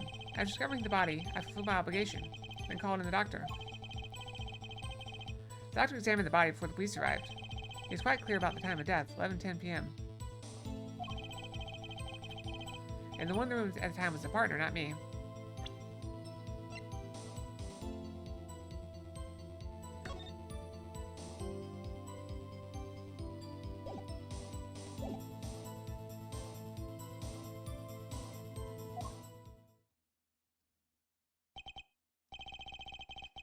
Those times are rather close, you have to admit. You're talking about an alibi established over a matter of minutes. Use a 10-minute discrepancy as the basis of your alibi. It's easy to explain in this situation, Air Judge. For example, take our debut and hit single, 13 Years Hard Time for Love. Cue the song, press the play button, and it will play for 2 minutes, 15 seconds. Do it 100 times, the result is the same. The debut single was only 2 minutes and 15 seconds long? What a ripoff. Magic is a world of utmost precision. Hocus pocus requires admirable focus. That's quite a line. In the time of death determined by the doctor, there is an incontrovertible truth. Very well. Prosecution warns that we're dealing with rather precise times. I'm starting to slur a little bit. Or is it normal, or am I slurring more than normal? I don't know. We can expect the cross-examination to require the same level of precision. I hope the defense refrains from its customarily broad, sweeping accusations. Lest we blur the focus this case so clearly demands. Point taken. Baseless remarks will result in a penalty. Carry on, Mr. Wright. Carry on, right. Wait, so just pressing too much will hurt us? Back in the hospital room at the appointed time, which is say 11:20 p.m. 11:20 p.m. Can you prove that's when you arrived? Alas, such a feat may be beyond even the great Valant. There is no one in that room but Magnifi, and he was departed after a fashion. I fear defendant Zach Grammy's sworn deposition. I snuck into his room that night at the appointed time. It's 10 minutes before I left the room. The victim was still alive. Time indicated by this letter to Zach was 11:05 p.m. Exactly. Means the witness could not have entered that room before 11:15. Because his partner was still in the middle of his crime. See, someone did the arithmetic homework. You see, the defendant himself has corroborated the witness's testimony. That all makes sense. Let's just press on. I don't see a problem with that testimony. Say so. Let's continue, shall we? The most magical thing of all? It's the truth. By discovering the body, I fulfilled my obligation and called in the doctor. You walk in on a murder, and the first thing you do is choose the clown? Disciple does what the disciple must. My mentor's request, without reason, had caused for me to a surfeit of sorrow. Surfeit? I don't know. For what would I, Valant, be now without him? May the soul of Magnifi the Great find greater peace above. This I muttered to myself as I pulled that lonely trigger.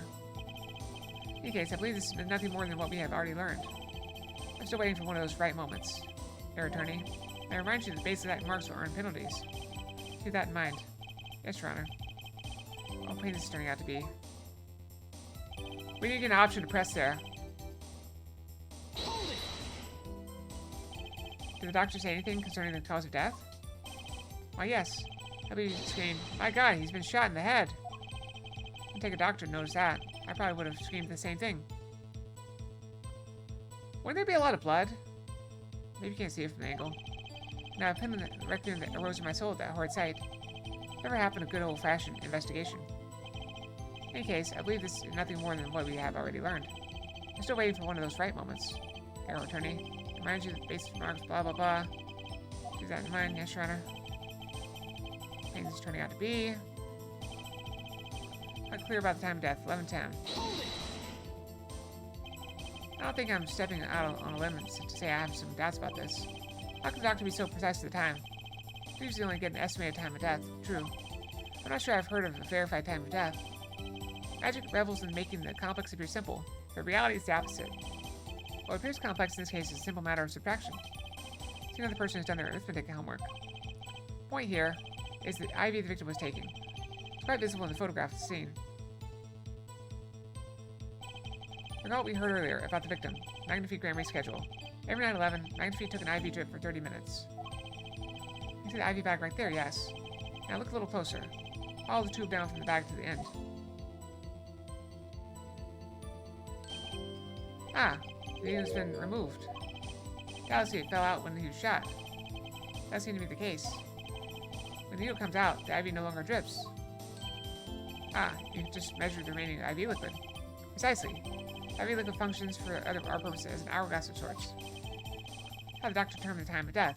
From the amount of remaining in the bag, it was determined that IV had stopped 10 minutes after administration began.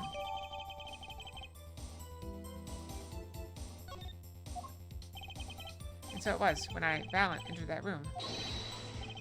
10 minutes had passed since that horrible crime was committed.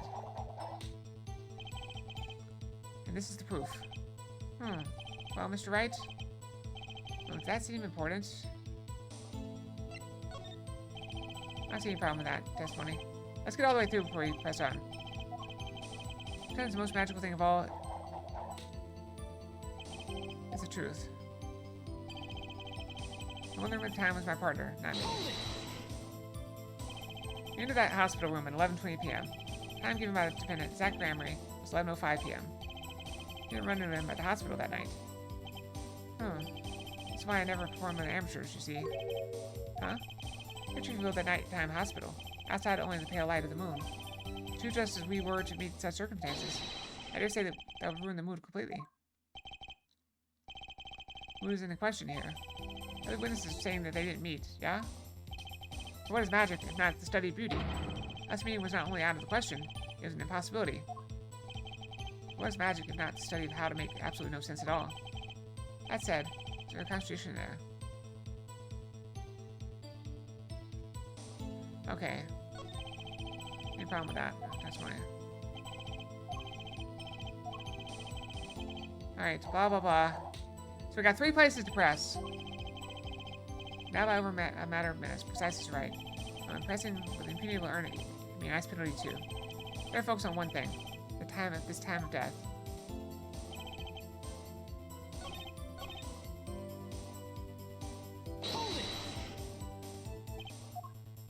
Alright, yes, let's see.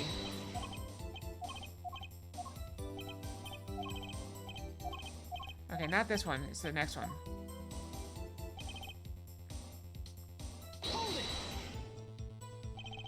I've got to be so precise with the time. We usually only get an estimated time of death. True. That's sure I've heard of a verified time of death. Magic revels in making this complex appear simple, but reality is the opposite. What appears complex in this case is a simple matter of subtraction. Point here is the IV the victim was taking.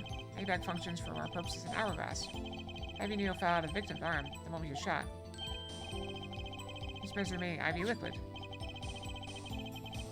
How doctor determined the time of death? Not the remaining the bag was determined that.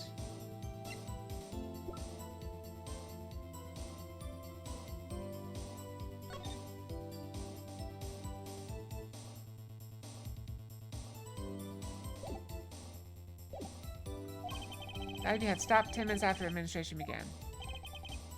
And so it was when I, Valent, entered that room. 10 minutes had passed since that horrible crime was committed. This is proof.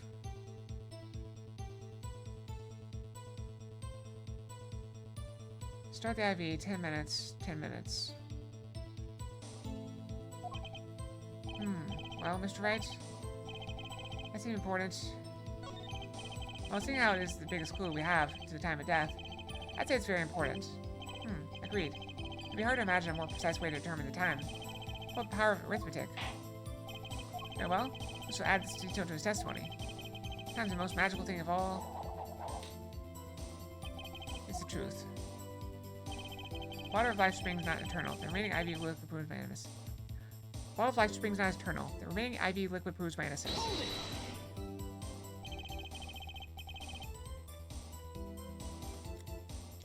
Did you notice the IV about yourself by any chance?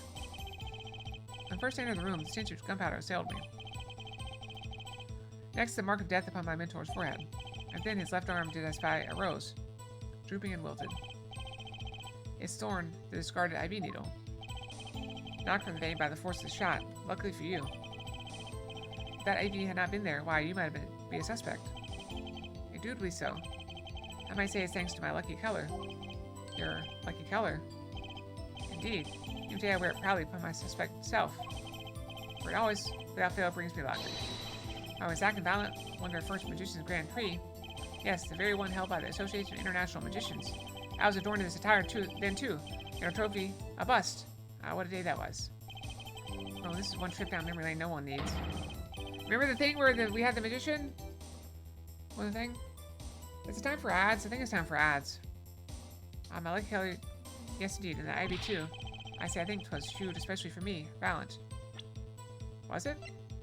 It's more green, I think, than yellow. That does seem to be the case, indeed. Well, Mr. Wright, any thoughts on this testimony? Not sure he was happy with himself. Okay, how about this lucky color testimony?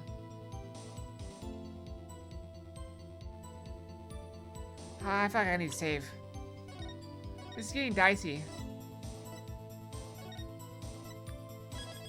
It's getting dicey.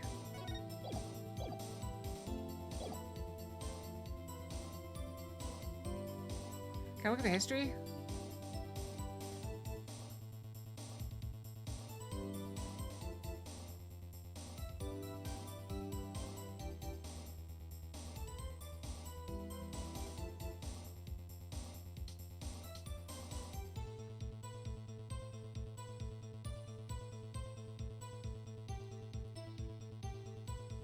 Let's see here.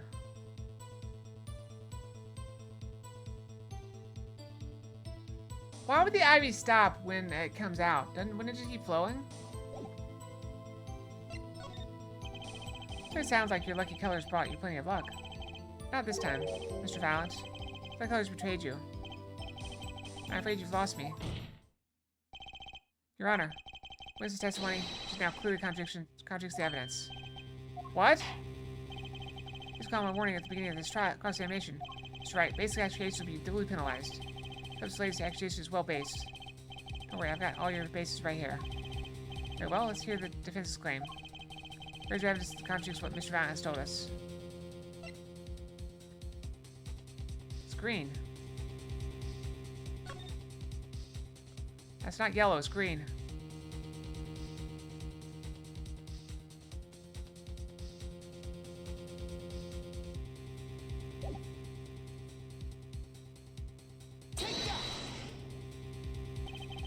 Crime scene tells all, Your Honor. A photo of the crime scene? All this talk of color is me yearning for black and white, clear-cut simplicity. Tell us, Air Bright, so where is the contradiction in this photo? My pleasure, and I assure you, it's quite simple. But I can't promise anything in black and white. Let's hear what Mr. Wright has to say. What's photo contradicts witness testimony?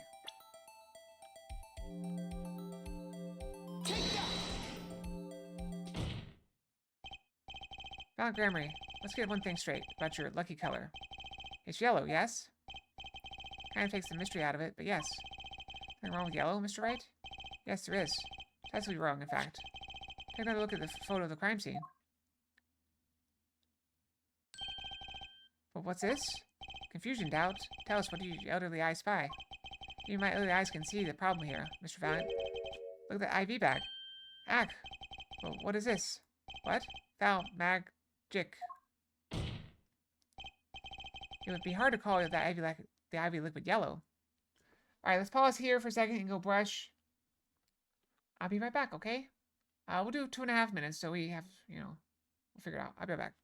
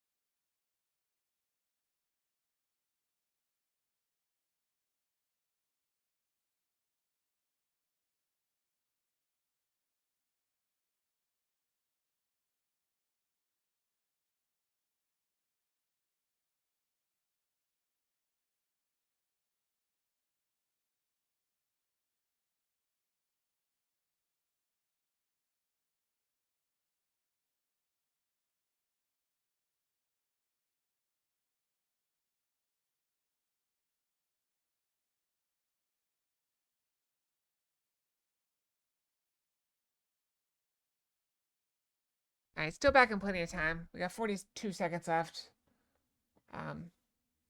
Yeah, so that should get us to, let's see, like 9:50. And then we do one more short one, and that should get us to the stream. So it'll be perfect. Be all good. All good. Bum, bum, ba, ba. Keep drinking my water.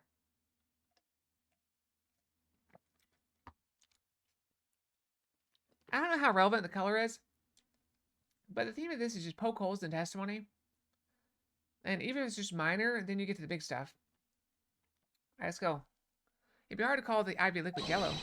I'm afraid no magic was involved in the taking of this photograph. Ah. Alakaza. Alakano! Oh, that's amazing! I love it! Look at the little bunnies! They're so cute. Order, order, order! What's this mean? Objection! This is some kind of mistake. Yes, Prosecutor Gavin. The witness is a mistake. The greener they are, the harder they fall. I suppose there's no substitute for experience. On grammar, as you reminded us several times. Your lucky color is yellow. The IV is clearly not. Well? This contradiction cannot mean only one thing. Objection! And to think, you almost had me. I don't think it means anything, but whatever. I see your true colors now, Ace Attorney Phoenix, right? Something you'd like to tell us, Prosecutor Gavin? As far as this court can tell, the witness's testimony does contradict the evidence. Ah ha ha, yes, a contradiction. One that should be pleased to hand right back to Mr. Wright. How do you mean? How? Because the witness has made no mistakes. I agree at a glance. The IV liquid does appear as sort of greenish yellow. But surely the liquid itself is quite yellow. Yellow liquid? How can you say that? I mean, the bag's blue, yeah. Far enough the photo is green. Yes, what color is the IV bag itself?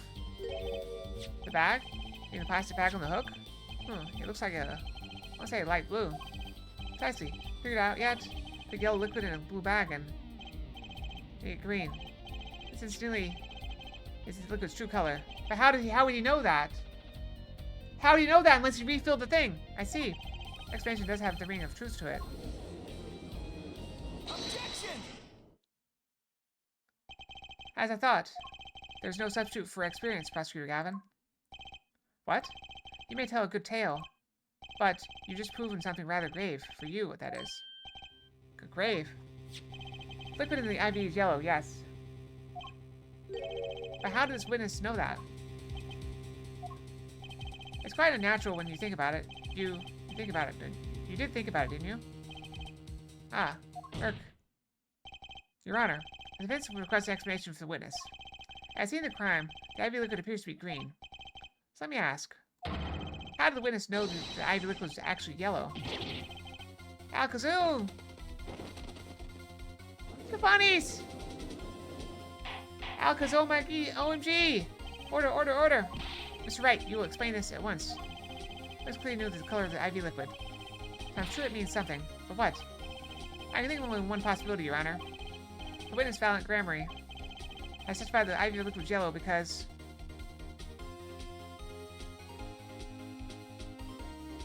he knew the IV liquid was color. Oh wait, he'd seen it before. Wait. From the facts before us, the answer is clear. The witness knew that the IV liquid was yellow. Why? Because he'd seen it before. But not inside the blue bag. We see it in the photo. He saw the liquid by itself, in a clear colorless bag. I suppose he would have had to, but I'm still not clear as to what all this means. Ask yourself, why would he know if he didn't work at the hospital? That's where you'll find your meaning, Your Honor. Objection! I think I find nothing, so what if he knew the IV liquid's color? You're getting excited over absolutely nothing to our teeny bopper fans, yeah? Objection! The IV liquid is only evidence proving the time of death. A 30-minute hourglass with 20 minutes worth of sand remaining. Your claim, Prosecutor Gavin. I remember it well. However, there's a critical difference between an hourglass and an IV bag. Wait, I know. An hourglass uses sand, but an IV bag uses liquid.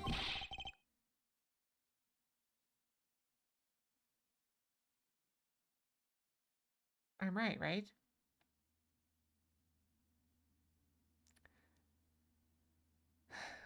Yes, you're right. As much as it pains me to say this, Your Honor, no. Unlike the sands to an hourglass, IV liquid enters the patient's body, at which point, like magic, it disappears. However, what if the amount of IV liquid had increased? You couldn't tell, could you? After all, there's no way of knowing how much went in. Objection! Let me get this straight. Hey, right. You're saying that the witness watered down the victim's IV bag? Not with water, but with IV liquid. That's how you knew the IV liquid was yellow. Now wait. I said wait! How am I an amateur such as myself essay to perform such a task? Objection! I'm an amateur too, but I can pour water into a cup. Objection! I'm afraid there's quite a big difference between a cup and an IV bag, quite. Can you feel a witness capable of such a feat? That's the point, amateurs. I at least have some difficulty pouring IV liquid in that bag. You need to be an expert to see the look on the witness's face. He had liquid IV to throw off the time of death. I tie these fairy tales like evidence. Well, Mr. Wright, you saw it ever brings back down to earth? Not Grammary. I'm afraid your magic won't serve you well in a life of crime. I ask what you're strongly suggesting? Magic relies on props, and props become evidence. I was certainly able to increase the amount of IV liquid in the bag. All I do is work a little magic, and the prop was syringe. Syringe! Victim's syringe. It's the perfect prop for the magically increasing IV trick. Easy enough for an amateur to use. Well, what kind of evidence is that?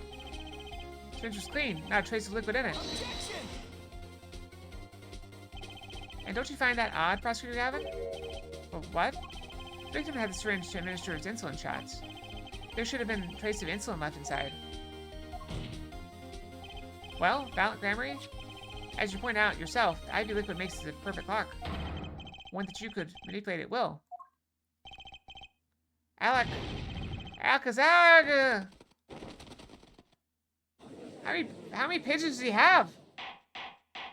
He's got pigeons in his underpants. He's got the magic underpants too. I do believe, well, with this being his first, that the burden of this trial has been a bit too much to bear for Prosecutor Gavin. I'm afraid that while there is a doubt as to the amount of IV liquid in that bag, time of death cannot be proven. And that brings our trial to a close for today.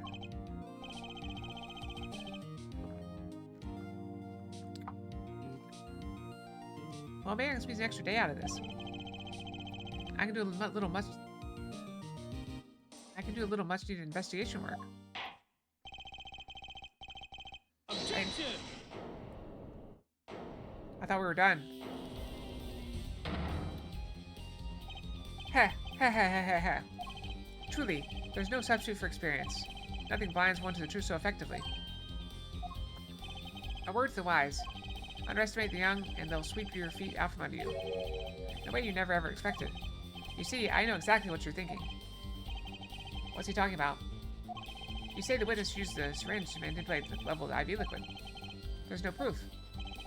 There's no proof he didn't do it, either. Yes, quite true. Huh? He's admitting it? Nor was this witness quite as decisive as I'd hoped. This I admit. After all, why linger in the past when the future holds so much? You have something in mind, Prosecutor Gavin? Proof, fair judge. I have another way to prove my case. With evidence, no less. What's this? This is the victim, Magnifique Grammy's diary. After going to the hospital, Magnifique began writing his memoirs, it seems. The story of his birth, his startling debut, and of meeting his disciples. It seems he intended for the last chapter to end, quite appropriately, with his death. Wait, that book doesn't say what the reason was, does it? The reason why his disciples couldn't refuse his last request? Sadly, it's not. What's important here is on the last page. The page that got forged! Apparently the victim wrote in his journal that night, even after the IV had begun at 11 p.m. Let's read it, shall we? ICV is in, maybe the last. I leave the rest to them. First should come soon. The journal may end here, or it may go on, but not long. That depends on his hand. All that's left in mine is to lay down the pen. This test period had been written before his death. Court accepts this into evidence. Wait, don't I have that last page?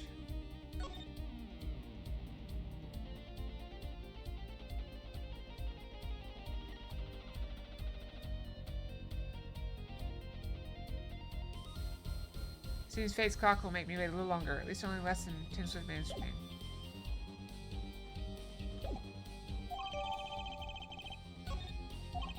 Read the very last part with particular care.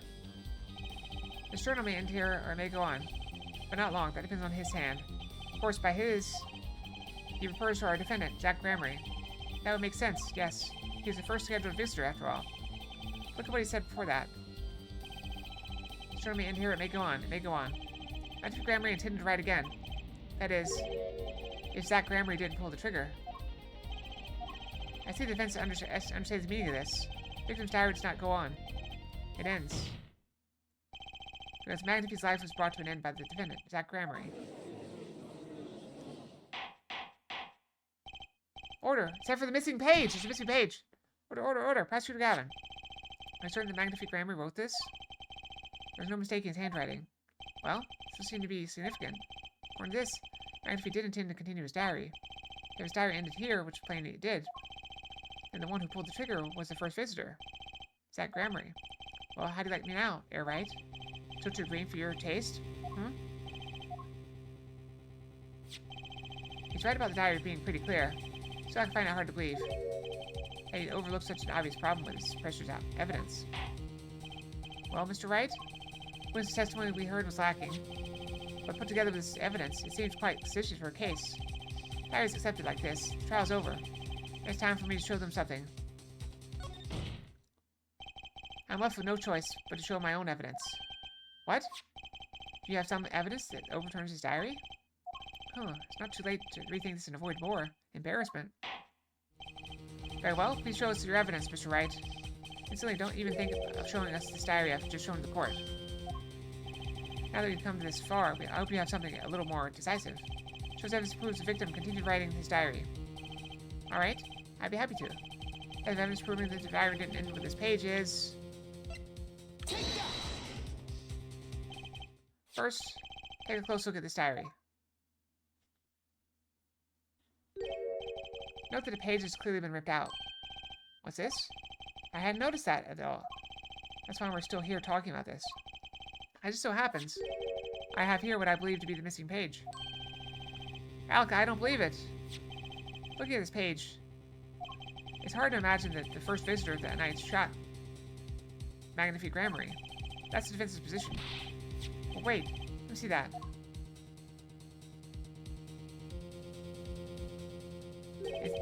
What in Sam Hill?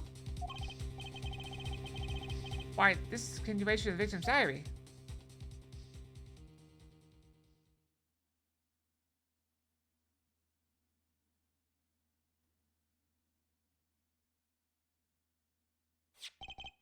Note the torn edge of the page.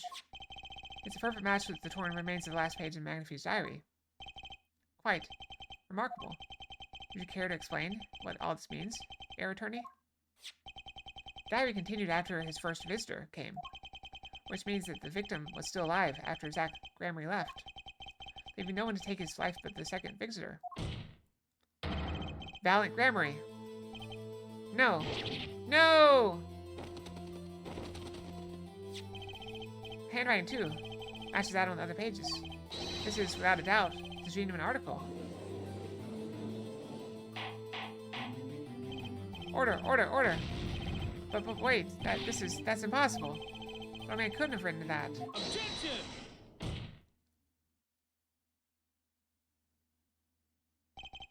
Finally, you just couldn't resist. Could you, Air Right? Is this what, presenting solid evidence? Air Judge? Yes, Prosecutor Gavin? I'd request we put the current cross-examination on hold. Prosecutor would like to call a new witness. But Prosecutor Gavin, this evidence overturns the current witnesses. I was going to put it on hold. Please, my new witness has a very, very important piece of testimony to give. 5 minutes, no more. I promise, Your Honor. Well, if you put it that way. Mr. Wright, what's your take on this? Well, Your Honor, judging from his enthusiasm, we'll have to hear this new testimony sooner or later anyway. So it might as well be sooner. And though it's highly, highly irregular, we'll put the current cross-examination on hold. Witness may step down.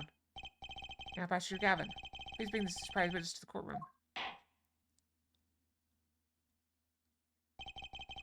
Had a bad feeling just then. The ripped out page was too obvious. He must have known. And I should have known it was a bad sign all around. Oh, this guy. Holding trial with no audience at first. Hi, Mopar, how's it going? Even for me, Prosecutor Gavin. I beg the court's understanding. But I had to make a judiciary deal with this witness to secure his testimony. A judiciary deal?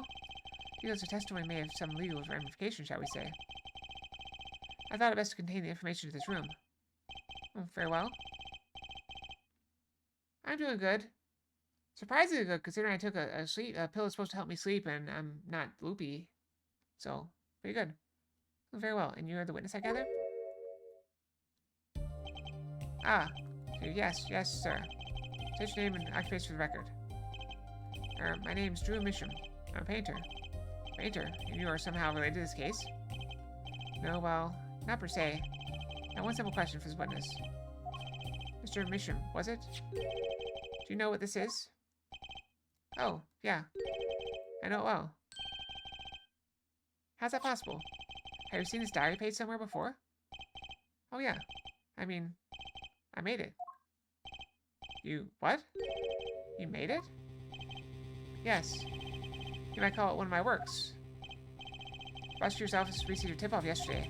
Legal evidence has been prepared for the trial of Zach Ramery. Legal evidence? I initiated an investigation and found this witness. A painter to the world at large, Drew Misham has another side, you might say. He's skilled in making perfect reproductions of certain things. Forgeries, in other words. Forgeries? Well, so we are to understand that this page here is a fake, prepared by a certain defense attorney. Objection! Hold it. I didn't prepare this evidence. Objection! Ah, the attorney speaks. Something about this page, I presume? But what is he saying? It makes no sense. After all, it was you who presented this evidence to us, Phoenix, right? Witness, Mr. Misham, was it? Who requested this forgery? Who was your client? That, I don't know. What? Most of my clients prefer to remain anonymous, even to me. I make the items they want and receive my payment. That's the extent of my contact with them. Objection! But there's no proof this is a fake. It is a fake. Huh? To avoid just this sort of problem, I always put a special mark on my works. I can say without a doubt, this is mine.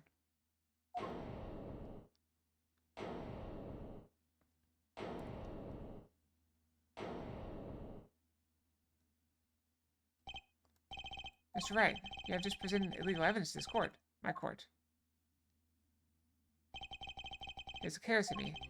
That's all I can say. Oh boy. Here. What's this? I don't know, it's got over there in the hall. They told me to give it to the old boy in the blue suit with the spiky hair. This is really important. It's all a trap, a fatal trap. Mr. Wright, yes? Do you have an explanation for yourself? If I did, would the court hear it? Probably not. Forging evidence is a serious crime. I'm presenting it in court, a serious mistake. Fatal mistake for an attorney.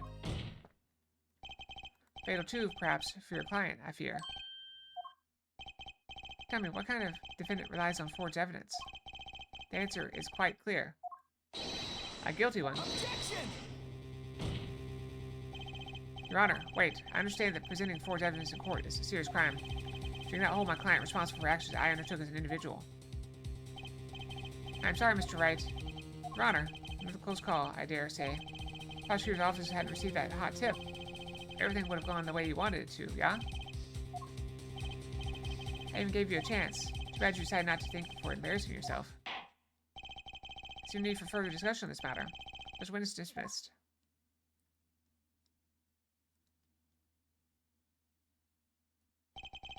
Mr. Attorney? Yes? Could I ask your name? Phoenix Wright. Mr. Wright, I've seen and studied many people, but none like you. I remember you, Mr. Wright.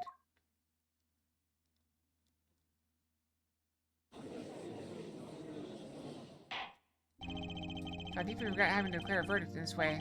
This trial is over. You have the right to find a new attorney and make an appeal. However, this court must... Ah, Your Honor. Yes, Mr. Zack? There's one thing I wish to make clear. Stay in this courtroom. You cannot declare me guilty. It's impossible. I'm afraid the defendant is quite mistaken. I most certainly have the authority to declare a verdict on you. Except, tell me, how do you plan on announcing your verdict? When your defendant does not exist. Doesn't exist. What are you talking about? I'm talking about this. He's gone!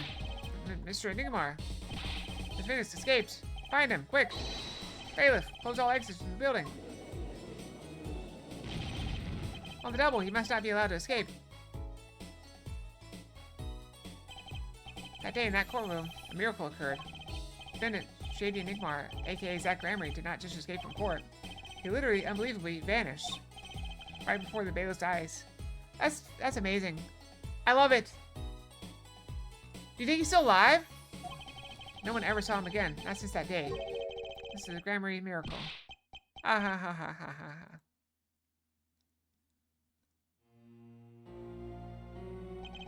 No verdict was declared. After all, the defendant didn't exist. That's how it happened. The trial of magician Zack Gramery vanished along with him for all eternity. The mysteries that remained behind were all solved, however, but not until 7 years later. And now we're getting to the bottom of it. Another chapter knocked out. We're going so fast. But wait, maybe we're not going that fast because now we're just now starting like day 2.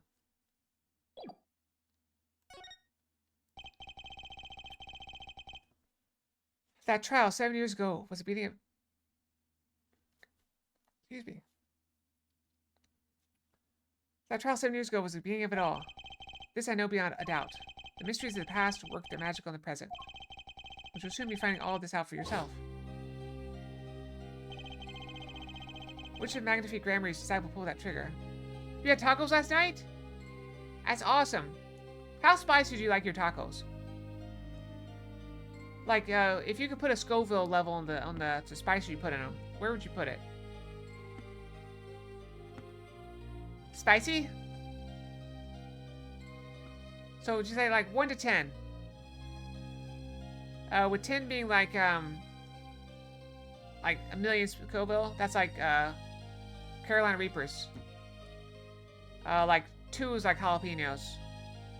Ghost pepper would probably be like 7-ish. I have this lovely can I pull it up on here? Hold on. Let me pull it up on here. I don't want to dox myself though, so I'm not going to I gotta look at the website before I do it. Because I have ordered from here and it might have my address.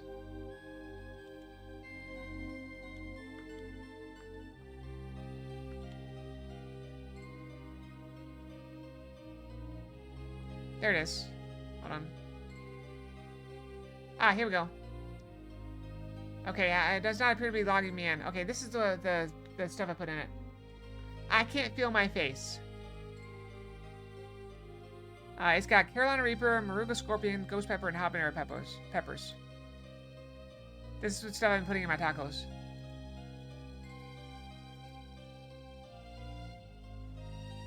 About a 7. It is listed as like 950,000 Scoville. No, 750,000 plus. Yeah, 750,000 plus. It also came with some of this. Like, I have this. I don't know what to do with it, though. I kind of just want to eat it, see what happens. But yeah, I highly recommend it. It's kind of expensive.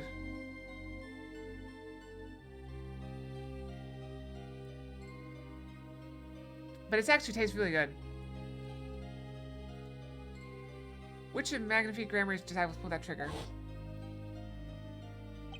Where did the vanishing defendant Zack Gramery go? What dark truth lurks behind the forged diary page?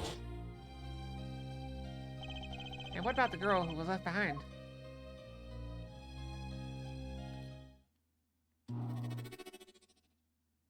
Mason system, what is this?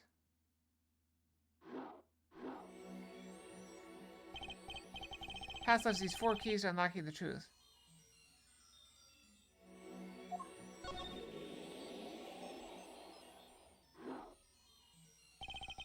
That's not all. There are 4 keys in the present as well. And when all the questions found their answers, the final trial will begin. But first you must chase the truth through then and now. Think of it as a game. Oh, nice. You're doing better than me. I'm still working on the mace.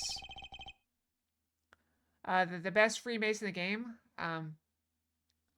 So I've got one of the pieces so far. I haven't had time to farm the other ones. I did a little bit. I've done like 3 loads of fish and haven't found any. And I killed a bunch of golems and haven't found that one yet either. I Phoenix Wright will be your guide through this game. That terrible trial saw me present forged evidence. It ended half finished when the defendant vanished. What became of me after that? As your investigation proceeds, the answer will become clear. Oh, and one more thing. There's something I must tell you. As Apollo Justice has his bracelet, so too do I have my own weapon of sorts. My Magatama. Oh yeah, the Magatama! What does it do, you ask? That'd have you see for yourself. Oh no. Shall I begin? Use Q and E to jump between the past and the present. This began 7 years ago. In the past. It's right after my last trial came to an abrupt end. Now that you know the game, let's play. I don't know the game!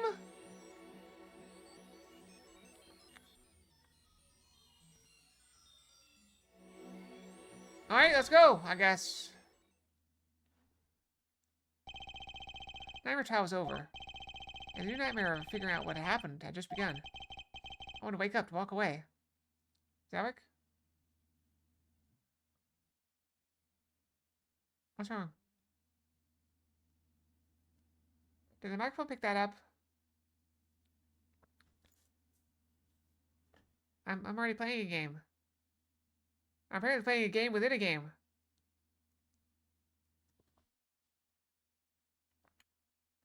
Do you ever get that thing? I don't know what you call it, but it like you're like it's not stomach, but like because your stomach's kind of low, but like up above, like up like in the upper part of your rib cage, it like makes noise. Do you guys ever have that? It's like but it's like from up high. I don't know. Is that a burp? I don't know. It doesn't sound like a burp. It's not like, burp. I don't know. I want to wake up, walk away. But I figured I'm the only one who could do this. Probably. Besides, I have plenty of time, thanks to the Bar Association Review Board's decision. Hard to work when your attorney's badge has been taken away.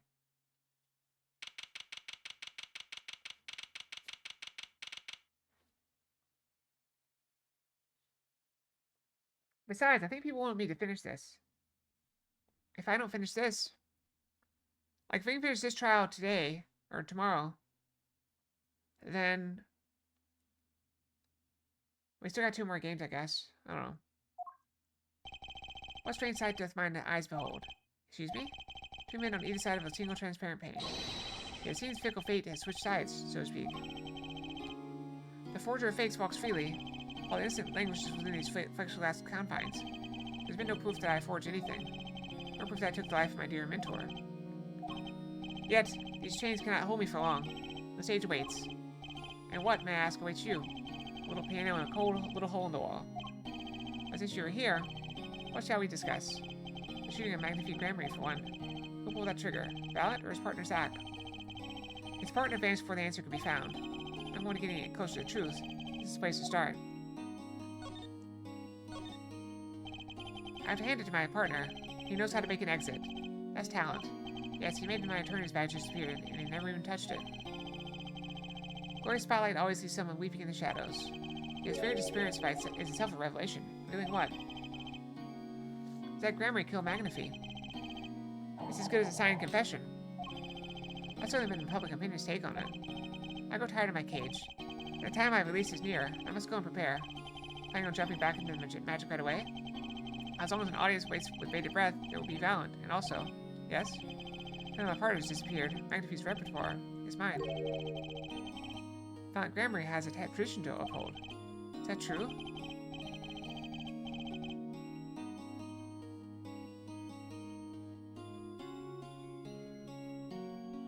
Ace of Hearts. Because it's worth the most.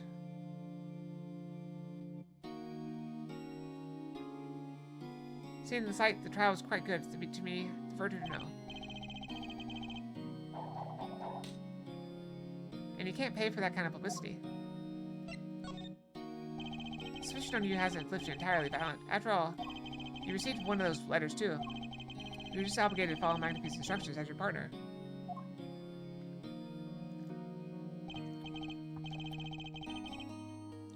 So I was, but only that Grammar followed them. Let's not speak anymore of who shot what. Now that the partner's vanished, the question is moot. I'm more interested in learning something else, actually. What might that be? I'll thank you for the gifted subs! Or gifted sub. I really appreciate it. That's awesome. You get a total of 182 to the channel. That's a lot of subs. So thank you so much. It's very kind of you. You don't have to do that. It's worth one sub? That's fine. You never have to give me anything. Never have to give me anything. What might that be? I want to know what Magnafe had up his sleeve. How could he coerce you and your partner to kill him? Trick up his sleeve? Ah ha ha ha ha. How should you not know? Know what? A great magician never reveals his secrets. Oh yeah, those things. I didn't think it would be that easy. Mine must remain forever in the audience. Bathing the reflective glow of the spotlight. Magatama, one of my most prized possessions, which I got there in a certain case. You can show me the locks on people's hearts. I can unlock their hearts. They'll tell me their secrets. Magatama starts it all. And Magatama ends it. Alright, let's present.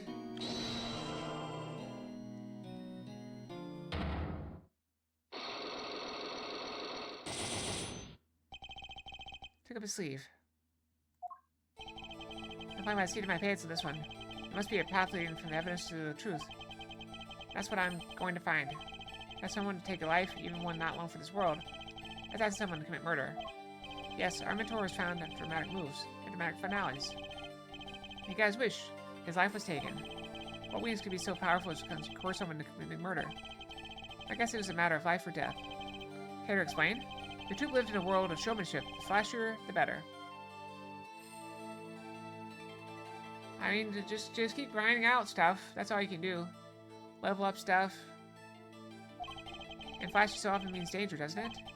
Let's make this as painless as possible. If you have proof of this danger, then show it.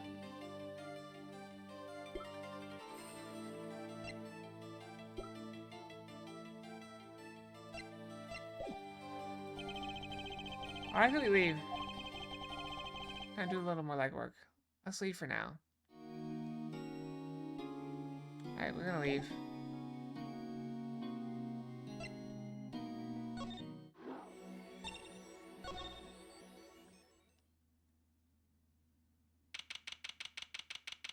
Yeah, you definitely are not ready for the Dragon Slayer quest.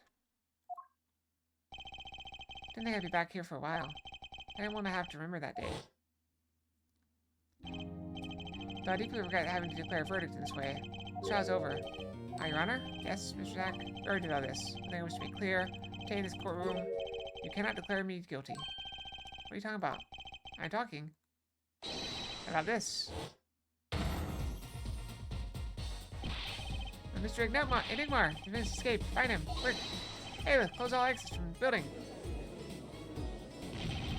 The double. You must not be allowed to escape. When I came here on that fateful morning, I still had my badge, but now I can amputate the limb. I can still feel it itching. Where do I start? I don't even have the authority to investigate. Hey, you there, sir. Down on the hands, floor on your head. Now, now, now. Oh, what's the big idea? My ears. No unauthorized personnel aren't allowed. No unauthorized personnel aren't allowed in here. That's a contradiction. That would mean all unauthorized personnel are allowed. That's right. Zoink! I say it like it is, sir. You're usually wrong. Thrown out of precinct, lost my friends, my girl, and even my wallet. We've met before, haven't we? On a case, 2 years ago. Good luck to that, sir. Huh? For me, working on a case is always in the present, progressive tense. Sir. There's no past, there's no only now. Sir. Okay, you're the bailiff, right?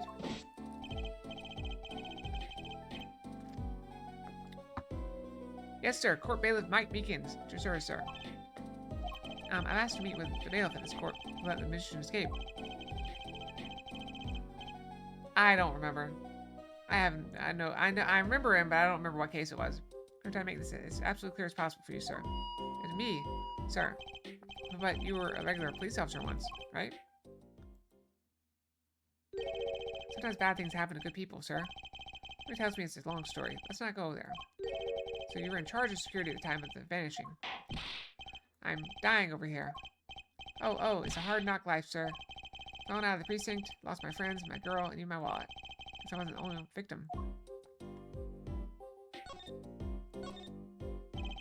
Last time we met, you were a police officer, right? In fact, you're still wearing your uniform. Sir, I wish I didn't have to tell you this.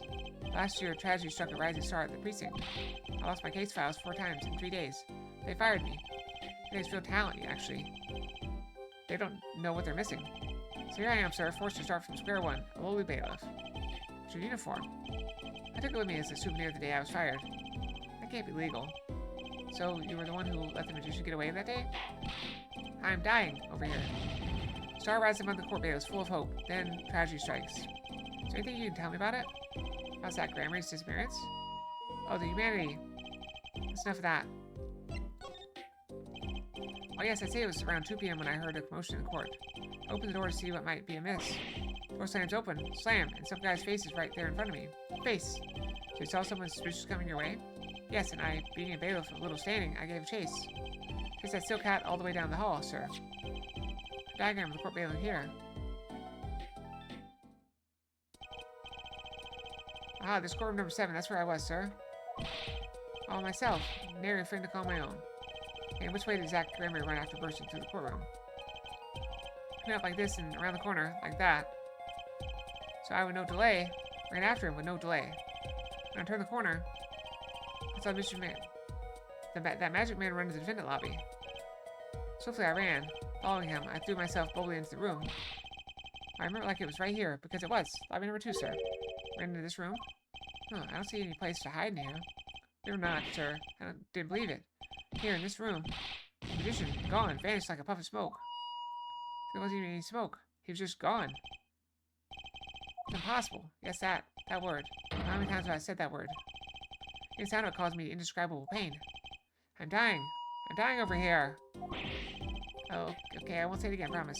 But you have to admit, it's difficult to vanish into thin air. Did you search the lobby? I searched. Why the pause? There was nothing here at all, sir. That's right, nothing was here, sir. How can you talk so loud and still be hiding something? Zach was in this room when he vanished. Absolutely, sir. I saw with my own eyes. The red silk hat, that flowing cape. He ran right in here, right inside this room. Silk hat, cape. That's Zach, all right. But, sir, look at the room. There's not a single place to hide. There was nothing I could do, but nothing, sir. What about now? Have any ideas? Sir, ideas about what exactly, sir? If you don't mind me asking. Had quite a bit of time since then. Has nothing occurred to you at all? Have any idea what trick you might have used to disappear like that?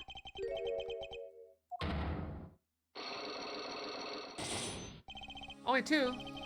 Should have known. Alright, let's try it.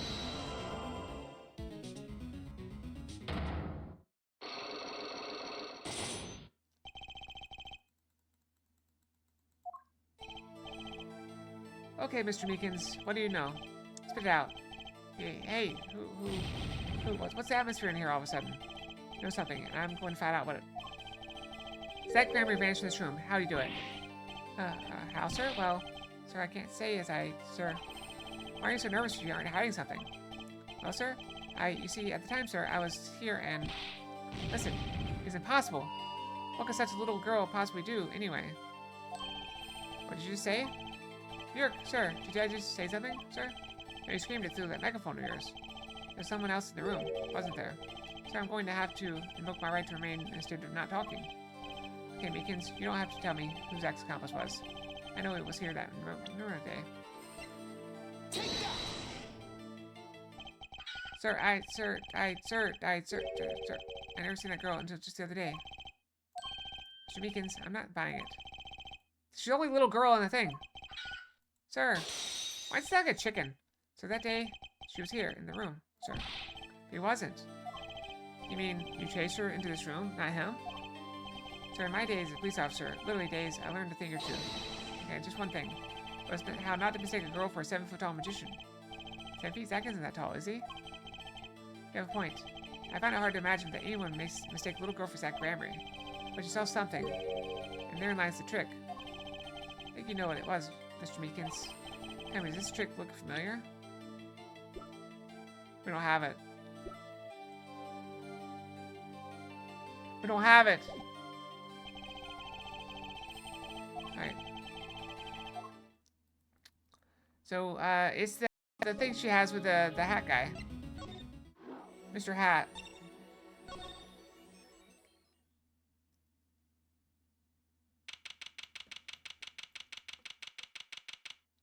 Alright, how are we doing on time?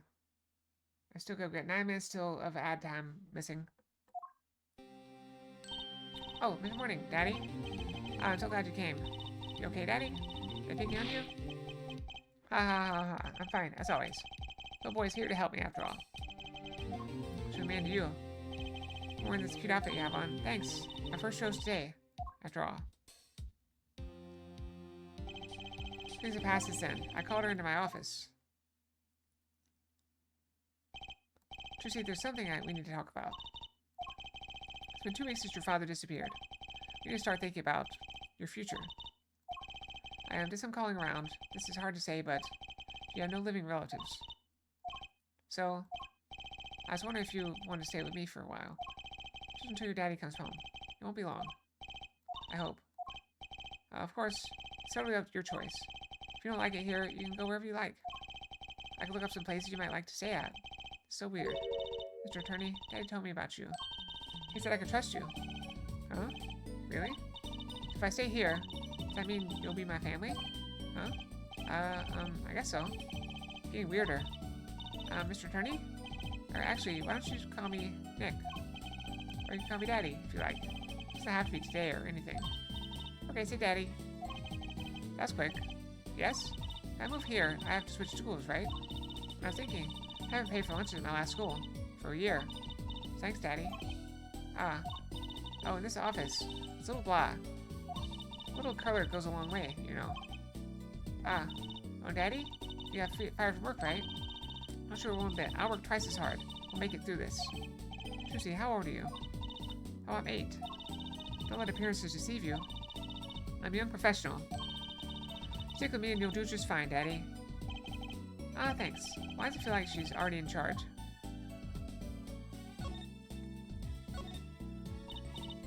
So, Daddy, you got fired from being a lawyer, right? You can at least kind of look aside or something when you say that. It's actually kind of hard for me, for Daddy. Oh, I'm sorry, Daddy. Wait, is that foolish pride? My other daddy always used to talk about that. Actually, that's pretty accurate. Here's my idea. We'll make a new office. Law just seems so stiff, doesn't it? You know, will be my friend at school that way. Well, that won't do, I guess. I just don't know much about anything other than law. Or even much about law. If you were to ask some people. If the problem is calling it an office, we should run an agency instead. You mean like a talent agency? Forgive me for asking. Does that require talent? You got me, don't you? I'm a professional. I'm professional. Yep. After all, I'm directly descended from the famous Zach Bramry. Directly descended. He's your father. Oh. And now I'm directly descended from the famous Phoenix Wright, too. I don't think it works that way. Being an 8-year-old is just massage my ego. Could you tell me a bit more about your daddy? Or Zach Bramry? Daddy? Sure thing, Daddy. Which daddy was that again? Daddy's so amazing. The biggest star of Troop Bramry, and they're big. Bramrys. They were on television a lot. Haven't seen them on much recently, come to think of it. Big magic happens when you put Zach and Val and Bramry together, you know? Once they made a giant waterfall right there on the stage. This giant trout swam up the giant waterfall. I guess there was a giant fisherman waiting for him at the top. I wish I could have seen more of Daddy's magic. Heck, I shouldn't have brought it up so soon. I wonder what happened to me with Daddy and Mommy both gone. Mommy? I adjust my headset. Yeah, what about Mommy? I haven't heard anything about Trucy's mother. But I have my magic and a great daddy, even if he is unemployed. You know, I think things are going to be okay. What should talk about her mother? So Trucy, you're a professional.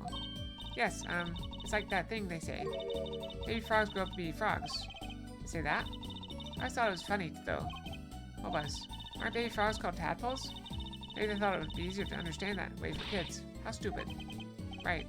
So in conclusion, you're a professional magician, Trucy. That's right.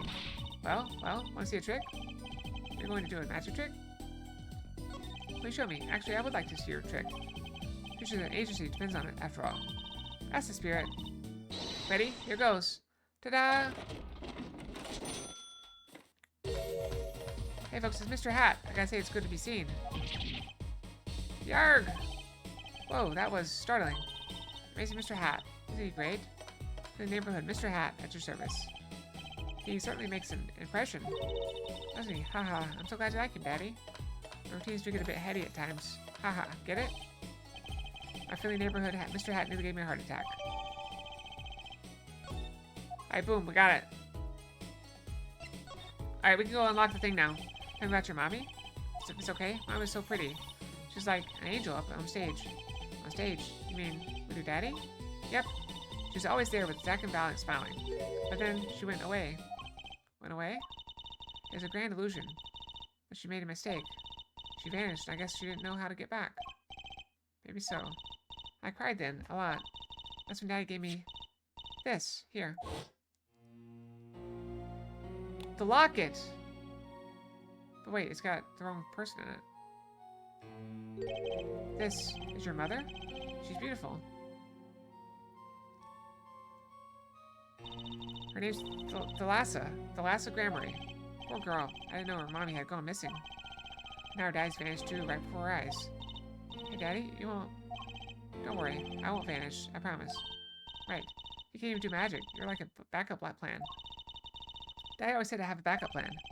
Guess all I rate is a backup plan. I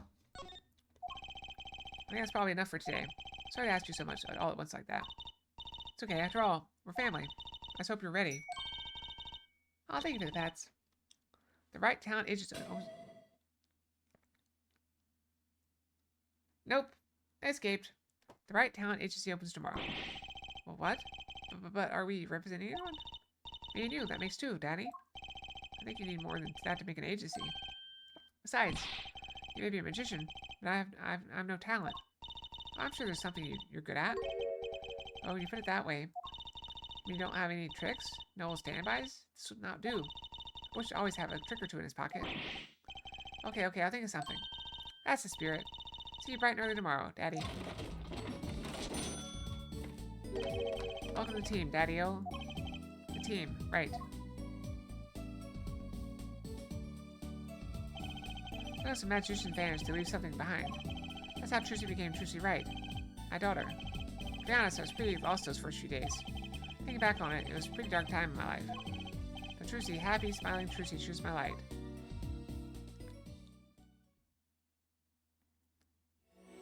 Alright, let's go back here. Alright, so we knocked that one out. Now let's go get a check mark here. If we can knock out this part tonight, I think we'll be in good shape. Wait, how are we doing on time?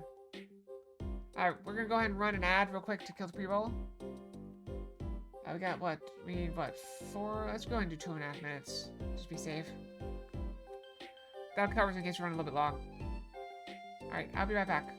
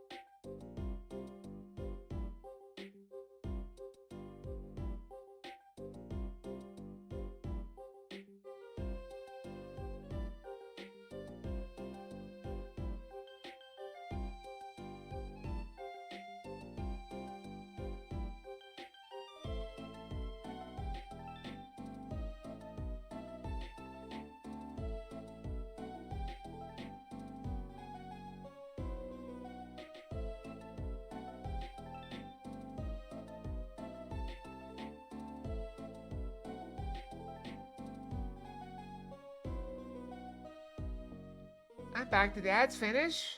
Well, I thought it was in plenty of time. I have no idea. Let me go here and see. I'm so bad at this. Why am I so bad at this? It looks like the ads are done. Okay, my bad. Yeah, my bad. Okay. Alright, whatever. We press on. Alright, talk. Present the Magatoma. Let's go. Alright, now we already know the first one. We already know the first one. Wait, why is it still there? Oops. Sorry. I don't know why it didn't all come down. This is actually 2 images. And for some reason, sometimes I hit the button and only one of them comes off. Or neither of them, apparently. So, I don't know. Okay, blah, blah, blah. Do something. How to do it. Hear and listen. Possible. What does this little girl do? What'd you say? Here, sir. Did I just say something, sir? Just shoot through the megaphone of yours. Someone else in the room wasn't there. It didn't look alright to me. Not talking. Alright, kiddo. Why is he sound like a chicken? Random Fox. Oh, got the Valentine's Day Fox. We probably need a new name for this. I mean, it was the Valentine's Day Fox. I don't know.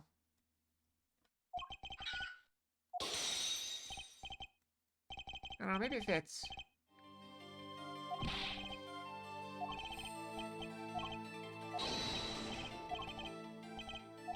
Also, speaking of Valentine's Day, you know those, the assorted chocolates that you can get? Who likes those things? I mean, some of them are good, but some of them are awful. It's like you're rolling the dice on a snack. Red chocolate dress? Nice trick. You know what it was, Mr. Meekins. Tell me, does this trick look familiar?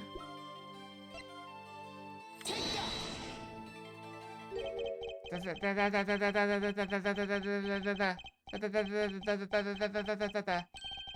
that? That girl's favorite trick, the amazing Mr. Hat. She's in her show down at the Wonder Bar. Have you been to the Wonder Bar? So it wasn't a waking dream, was it, sir? Could come again? That night on the stage, I saw a vision, except it wasn't a vision. It does fit. It was a hat. An amazing Mr. Hat. He really exists.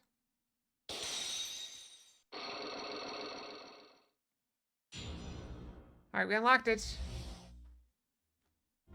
So I'm guessing that, let me go to the court record. Do we have it? No, we don't have it. Where is it? I thought there was a diagram of the room. Whatever. There's 2 rooms. Right, there's 2 rooms. Like, one's here, one's here. So he turns the corner. I think he goes into this room. And then the girl has Mr. Hat out here. So when this guy comes around the corner, he sees this guy, the hat going into this room.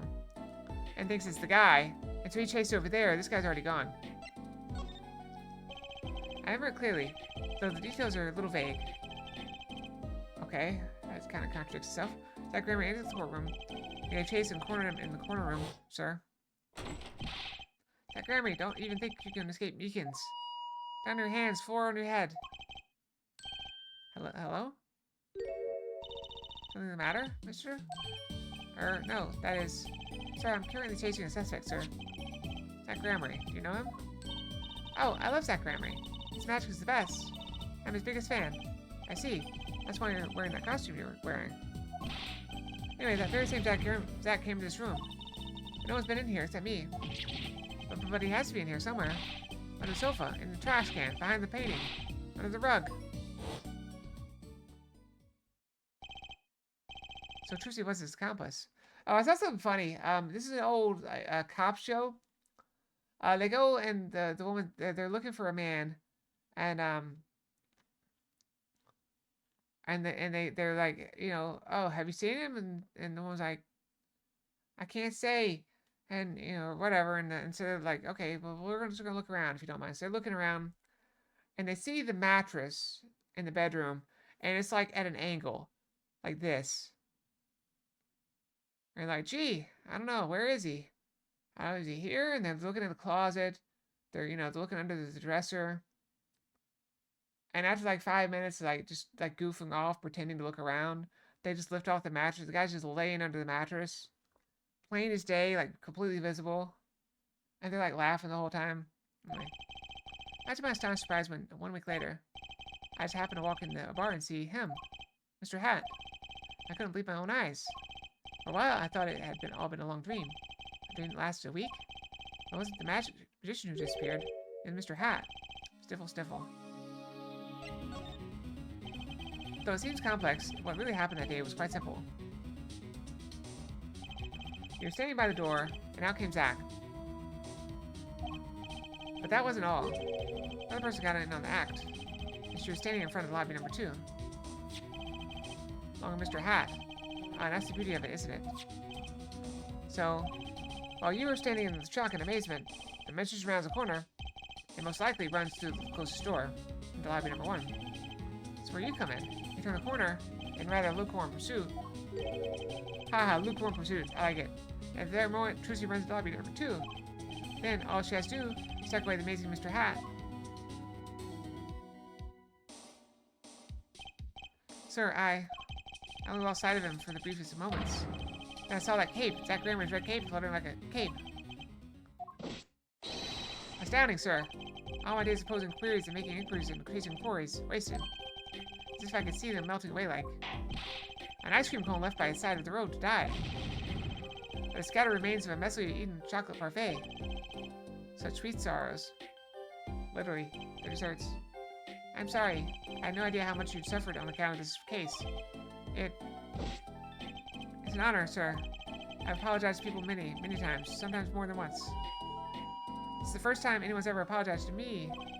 Actually, about that girl. I'm sort of her guardian now. Is that so? Sir, you should know that I harbor no ill feelings whatsoever in my harbor. Okay. Well, the defendant escaped. That's the stone-cold truth. It's another step on my way from singing the blues to wearing the blues. Tonight, sir, I'll be standing side by side with the great Detective Guamshu? Mr. Meekins? It's a free ticket to the show at the Winter Bar. If you want. It's an honor, sir.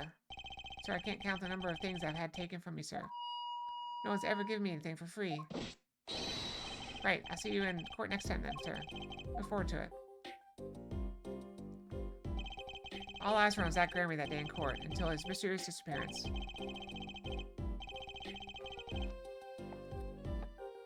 Now, part of the mystery has been revealed, but the magician remained out of sight. It'll be 7 years before I met him again.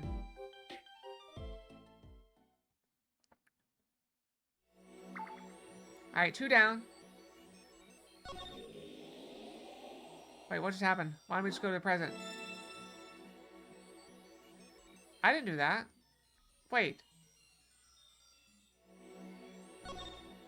Why are we going here?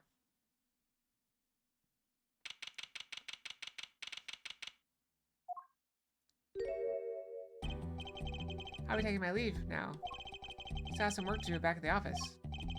I guess I'll go back to my piano. To be honest, it's better when you aren't playing. This frigid culinary dungeon almost feels comfortable. Later, then. Sigh, 2 hours left on my shift. Wonder if we'll get any customers tonight.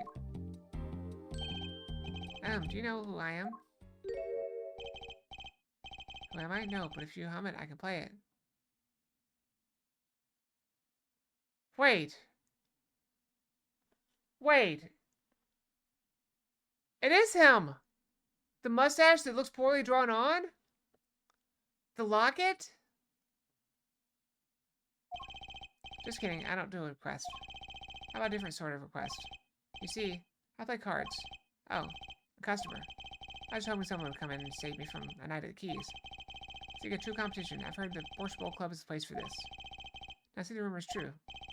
And this is a friend of yours? What? I don't mind me. I'm just your friendly neighborhood newsman. He'll not be playing tonight. When his business is finished, I shall send him home. This competition will be between us, no others. The Bright Town Agency represents 2 artists, and I'm number 2. I play piano, well, sort of. It's actually just a front for my real talent, which is playing poker.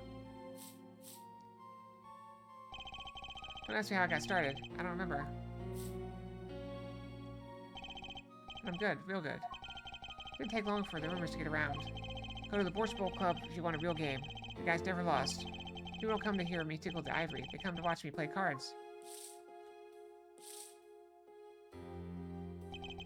Is this a CD poker club? No, it's a restaurant.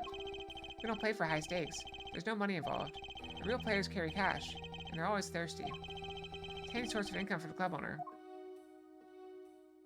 Then let's compete. I'll take you to the room. The hideout, yes? But before we go, yes? Allow me to introduce myself. My name is Shady Smith. And I'm Brushel, Spark Brushel, news reporter. Oh, I'm... No. Bing's right. Huh? You must always look a man in the eye when you make your introductions. You still do not know who I am. Have we met? Ah. Today in this courtroom, you cannot declare me guilty. What are you talking about? I'm talking about this. Vanish. Remember his name was Shady? Mr. Enigmar. Dennis escapes. Find him. Quick. Why do we keep playing the same thing over and over again? Blah, blah, blah. On the double. He must not be allowed to escape. But he escaped. We already know that. You can't be. But you're... Zach Gramery. Yes, the reincarnation act of the century. Yeah, I have only an audience of one. You. Zach Gramery? This supposed to be a bad dream. In a sense, this guy ruined my life. You there? You there. Da? We'll play soon. Ready the room. Da, I'll be preparing the hideout for you. Are you really him? Is these Zach Gramery? Now I'm Shady Smith. Remember this. How many years has it been now? 6? Exactly 3 days from now, it will be 7. I caused you much inconvenience, I fear. Yeah, you could say that. Is she well? Trucy, I mean? She's fine. I've got her working already. Hope you don't mind. I know how to express my gratitude, but you have it. This is why I have come. That and settle a matter of cards. Oh, what you mean, poker? Those eyes. He's serious. I despise losing above all else. And so I've decided that I will win tonight, no matter what it takes. I know those guys type, and they're dangerous. Everything's about the competition, all else is secondary. I should take this time to talk before we play. I know you have much to ask me. And I, you. Being a competition. We competed that day 7 years ago, too. Ah, yes, you must have been surprised. Called it to the detention center out of the blue. 2. 1. Showdown time.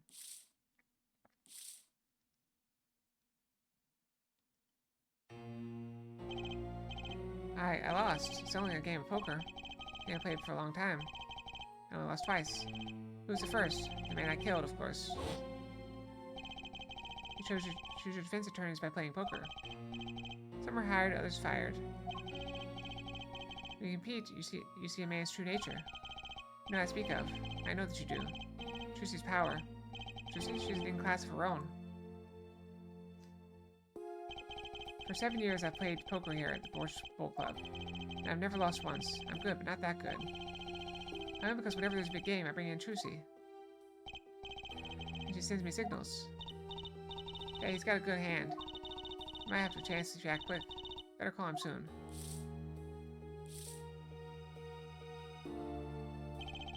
Can you tell me what her power is? Learning a person's thoughts by reading their reactions is a staple of performance magic. But those are Trucy's line possess far greater skill. Her line? It's just like the psychics or whatever.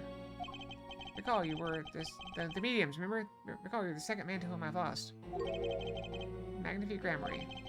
That was the first time I learned of this power, as you call it.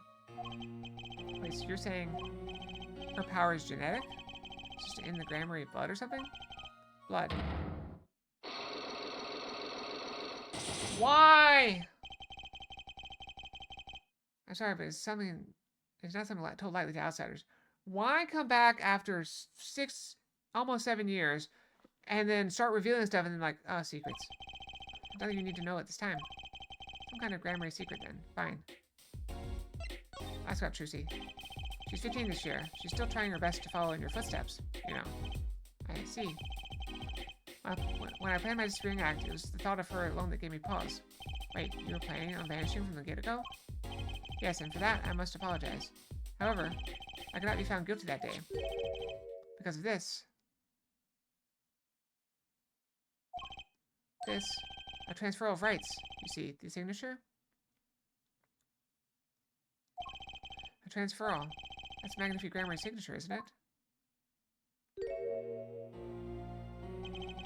I hereby give all rights to secrets, to staging, and the performance of magic to the recipient named below. His name is you, Zach Grammary. Yes, it's I. Wait, this page looks torn.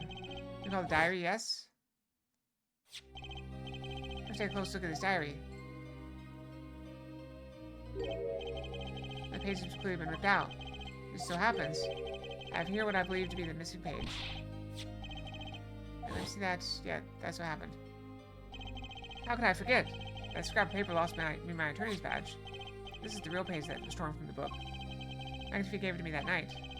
You could have told me this earlier, like 7 years earlier. Once again, I must apologize. It was all I could do to prepare for my escape from that courtroom. Grace and Magnifique's grammar solutions are the true art. As such, they are well protected by this document.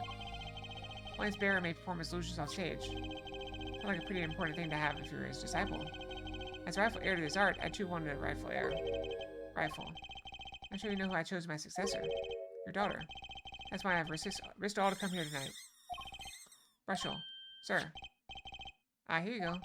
What's this? A letter passing the rights I have inherited to Trucy. Had I resigned here as a witness.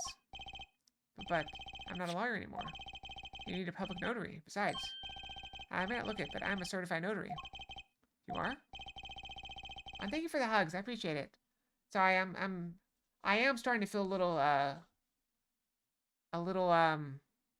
foggy.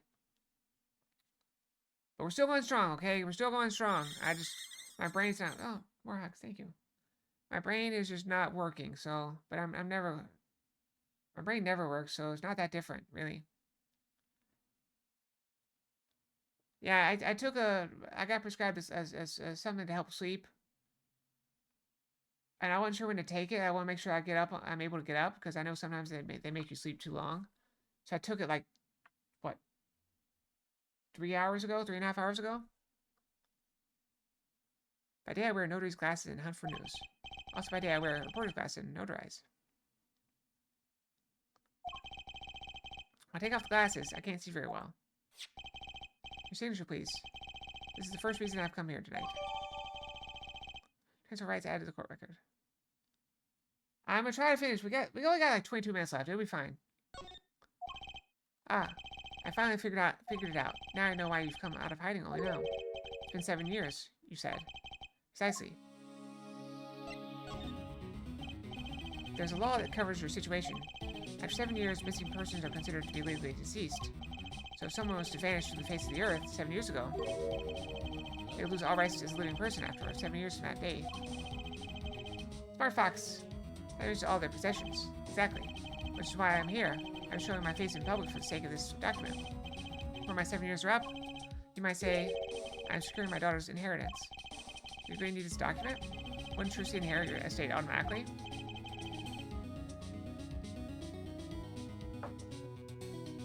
Not in this case, I'm afraid. This case? Yes, I received the performance rights from Magnifique Grammary. However, this is done in secret without witnesses. Where Magnifique died, 2 potential successors to his repertoire were named. Myself, Zach Grammary, and Valiant Grammary. Not Trucy. I see, so you do need this document. I have known Brushel since before I vanished. He is a man I trust.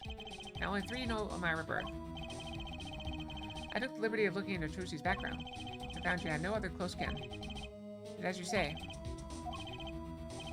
Okay, I was kind of hoping he'd say something about the mother at this point. I know everyone else but Trucy's mother. It's a mystery. Alright, let's see if we can pull off the secret.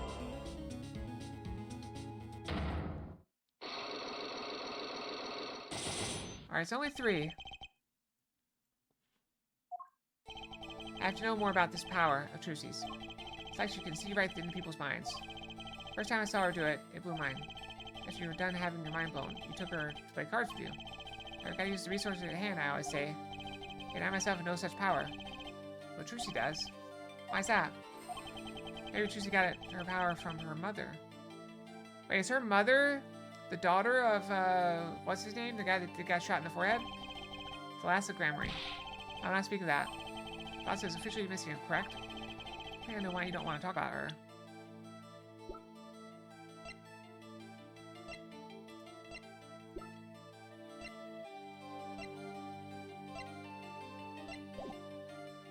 I don't think we have it. And do a little more legwork.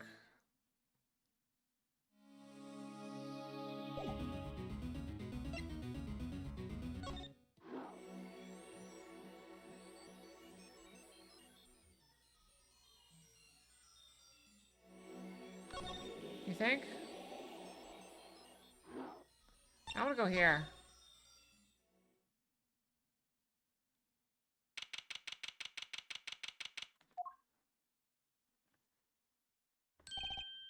I figured you'd come here sooner or later. I sat down sooner. Drew Misham, was it? I haven't done anything illegal. And I didn't come here to whine about the past events. I want to ask you some questions. So did you have that right? That day, the entire court descended into chaos. While you stood still, your eyes calmly watching. I admit it made quite an impression on me. I used to find myself in outrageous situations. Things right, was it? I answer what I can. I'm not sure, but it feels like I'm being watched intensely. Ah, this is my daughter. Vera, say hello. She's gone. Should I begin then? Judging this place, you're a painter. Not sadly a profitable one. I've never sold a painting. It's a source of considerable embarrassment. I would be able to get by if it were only me. Your daughter? Her mother grew weary of me and left. I don't want her to grow up needy, Mr. Wright. That's why I began my other occupation, forgeries. Don't look at me with those eyes. I know what it is that I do. More than half the paintings they bring me are stolen. Knows what my copies are used for. But some of your works aren't paintings, correct? You're gonna believe me when I tell you this. That was my first work outside of painting. What? I think it would be used as evidence in a murder trial. I never imagined the possibility. Then why'd you take the job? I was well paid. Very well paid. I think he feels worse about it than I do. That's hard to escape. Honestly, the sooner I can put this behind me, the better. With apologies to you, of course. Sorry, but it's not going to be quite so easy. He's trying to forget what he's made. I think I'll have to remind him.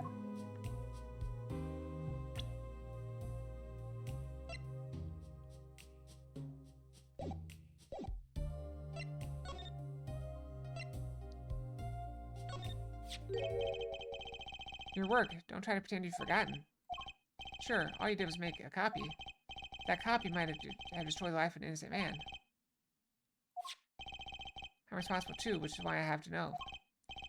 And you have to tell me. I know it would be difficult to escape this. Then let's talk.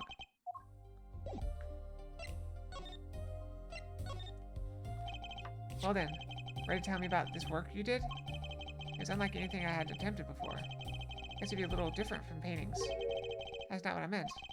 Not my previous work. It sufficed to create a copy. This wasn't a copy.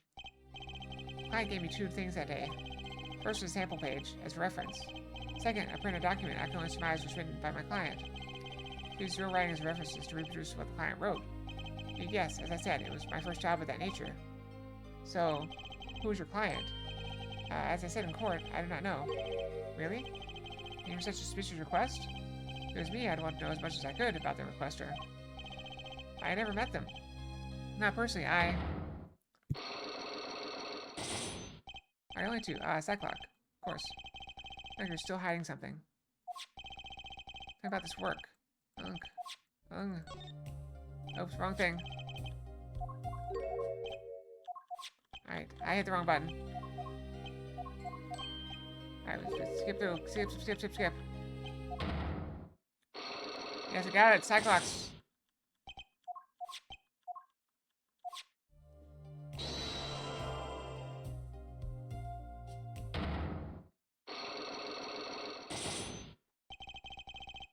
You're hiding something. Let's hear it, then. What are you hiding from me, Mr. Measham? I'm sorry, but I really don't know. I never met the client. True, when I asked the client's name, there were no Cyclops in sight. Regardless, you're hiding something. You have to be, otherwise it wouldn't make any sense. Why are you doing this to me? Well, I made my stand. No backing down now. What's Measham hiding? I can piece together what it is from what you said. Well, what is it then? Tell me what you knew about the client. And I couldn't see any Cyclops. Cyclops? Cyclops? That's some sort of asylum security? Or a new hairstyle, perhaps? We do not. We do not know where Maya is. And they did show up, didn't they? Who's your client? They said in court. I don't know, really? Such a suspicious request? To me, I'd want to know as much as I could about the requester. Never met them, not personally. Not personally. Those words triggered the Cyclops. I give the Cyclops, now I really must know which they are. They didn't meet it with the client, but someone else did. Maybe the real forger behind this evidence. Perhaps I'm hung up on this lock, Bustus. I'm afraid you've lost me. Yeah, well, I didn't come here to talk about Cyclops. As long as I come to the right conclusion, it doesn't matter how I get there. Your conclusion is... The real forger behind this wasn't you, Mr. Measham. But Poppycock. I don't know what you're talking about. That's my work, I tell you. Made here in my studio. Who else could it have been but me? That's the real question, isn't it? If forger wasn't you, then I don't have many other people to choose from. The real forger at Drew Studio is... But we already know this, because...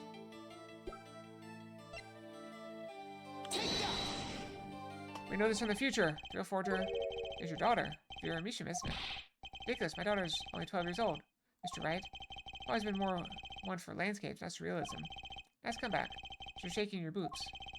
I got you now. The only two people with access to the studio are you and your daughter. The Cyclops tell me you're not the forger, which makes your daughter the only possibility. I'm not very much on the verge of going psycho-lock myself.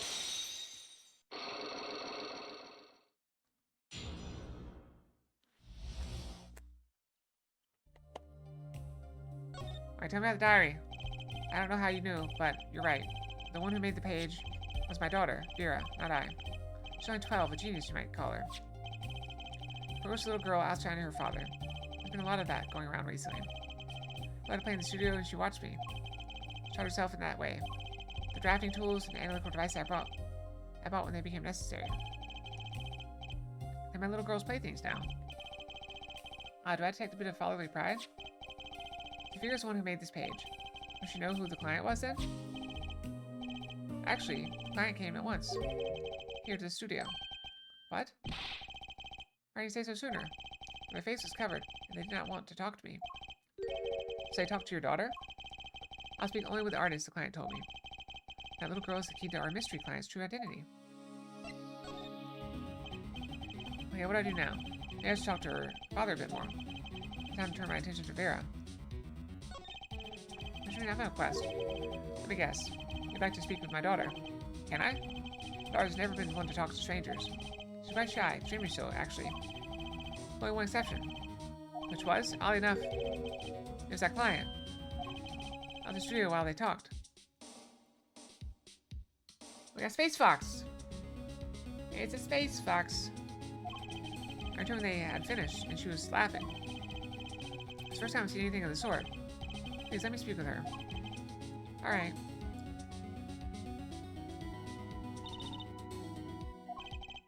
Oh, this could be tough.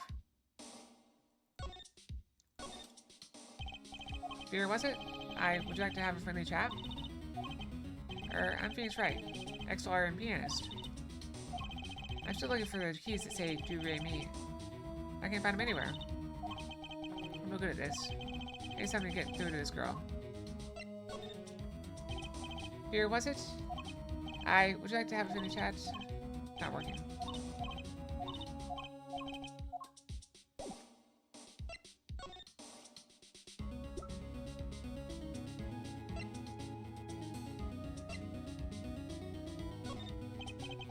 do you think about this? It's made her nervous. I need something to get her attention. What?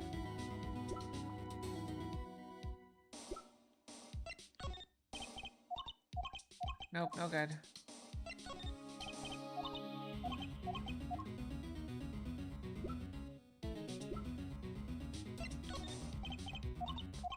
Why would he have this?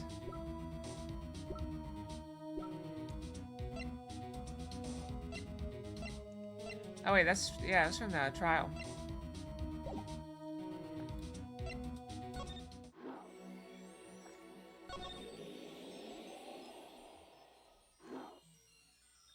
Can we go here?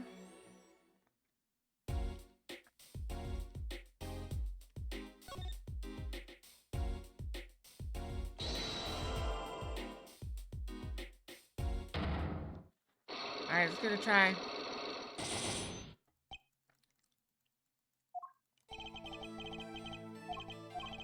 Let's give it a try. Alright, blah blah blah.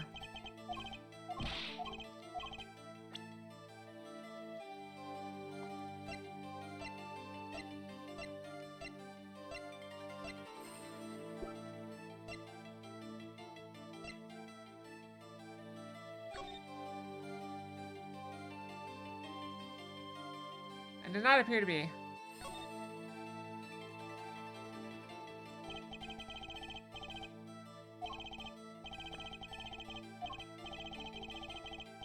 Oh, there's that two, I guess 2 stakes after her.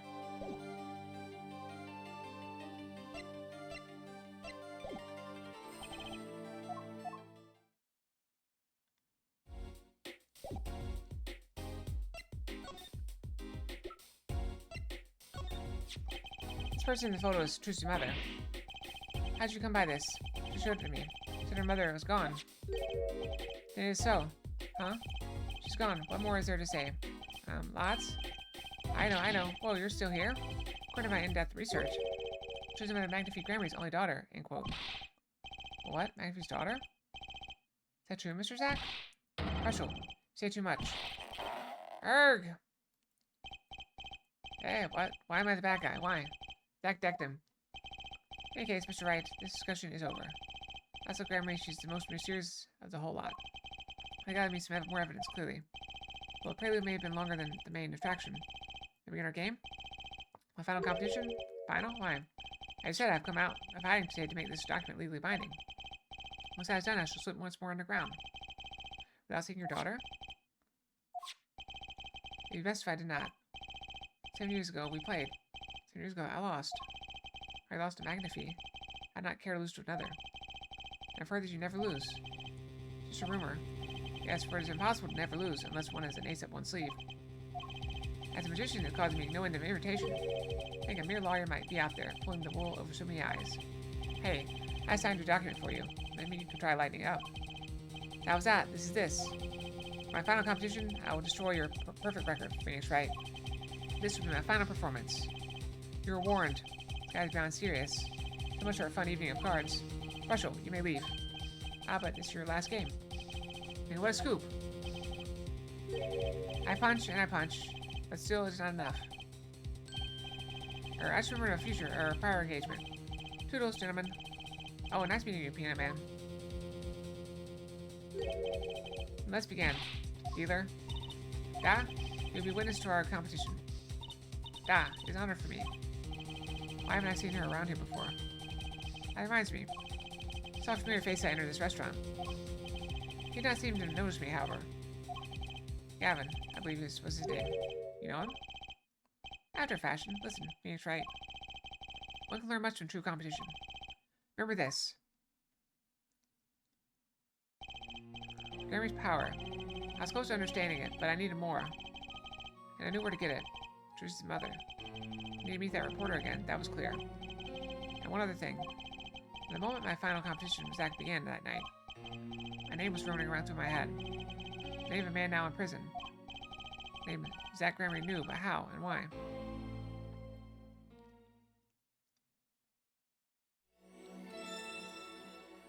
Okay, we got a thing.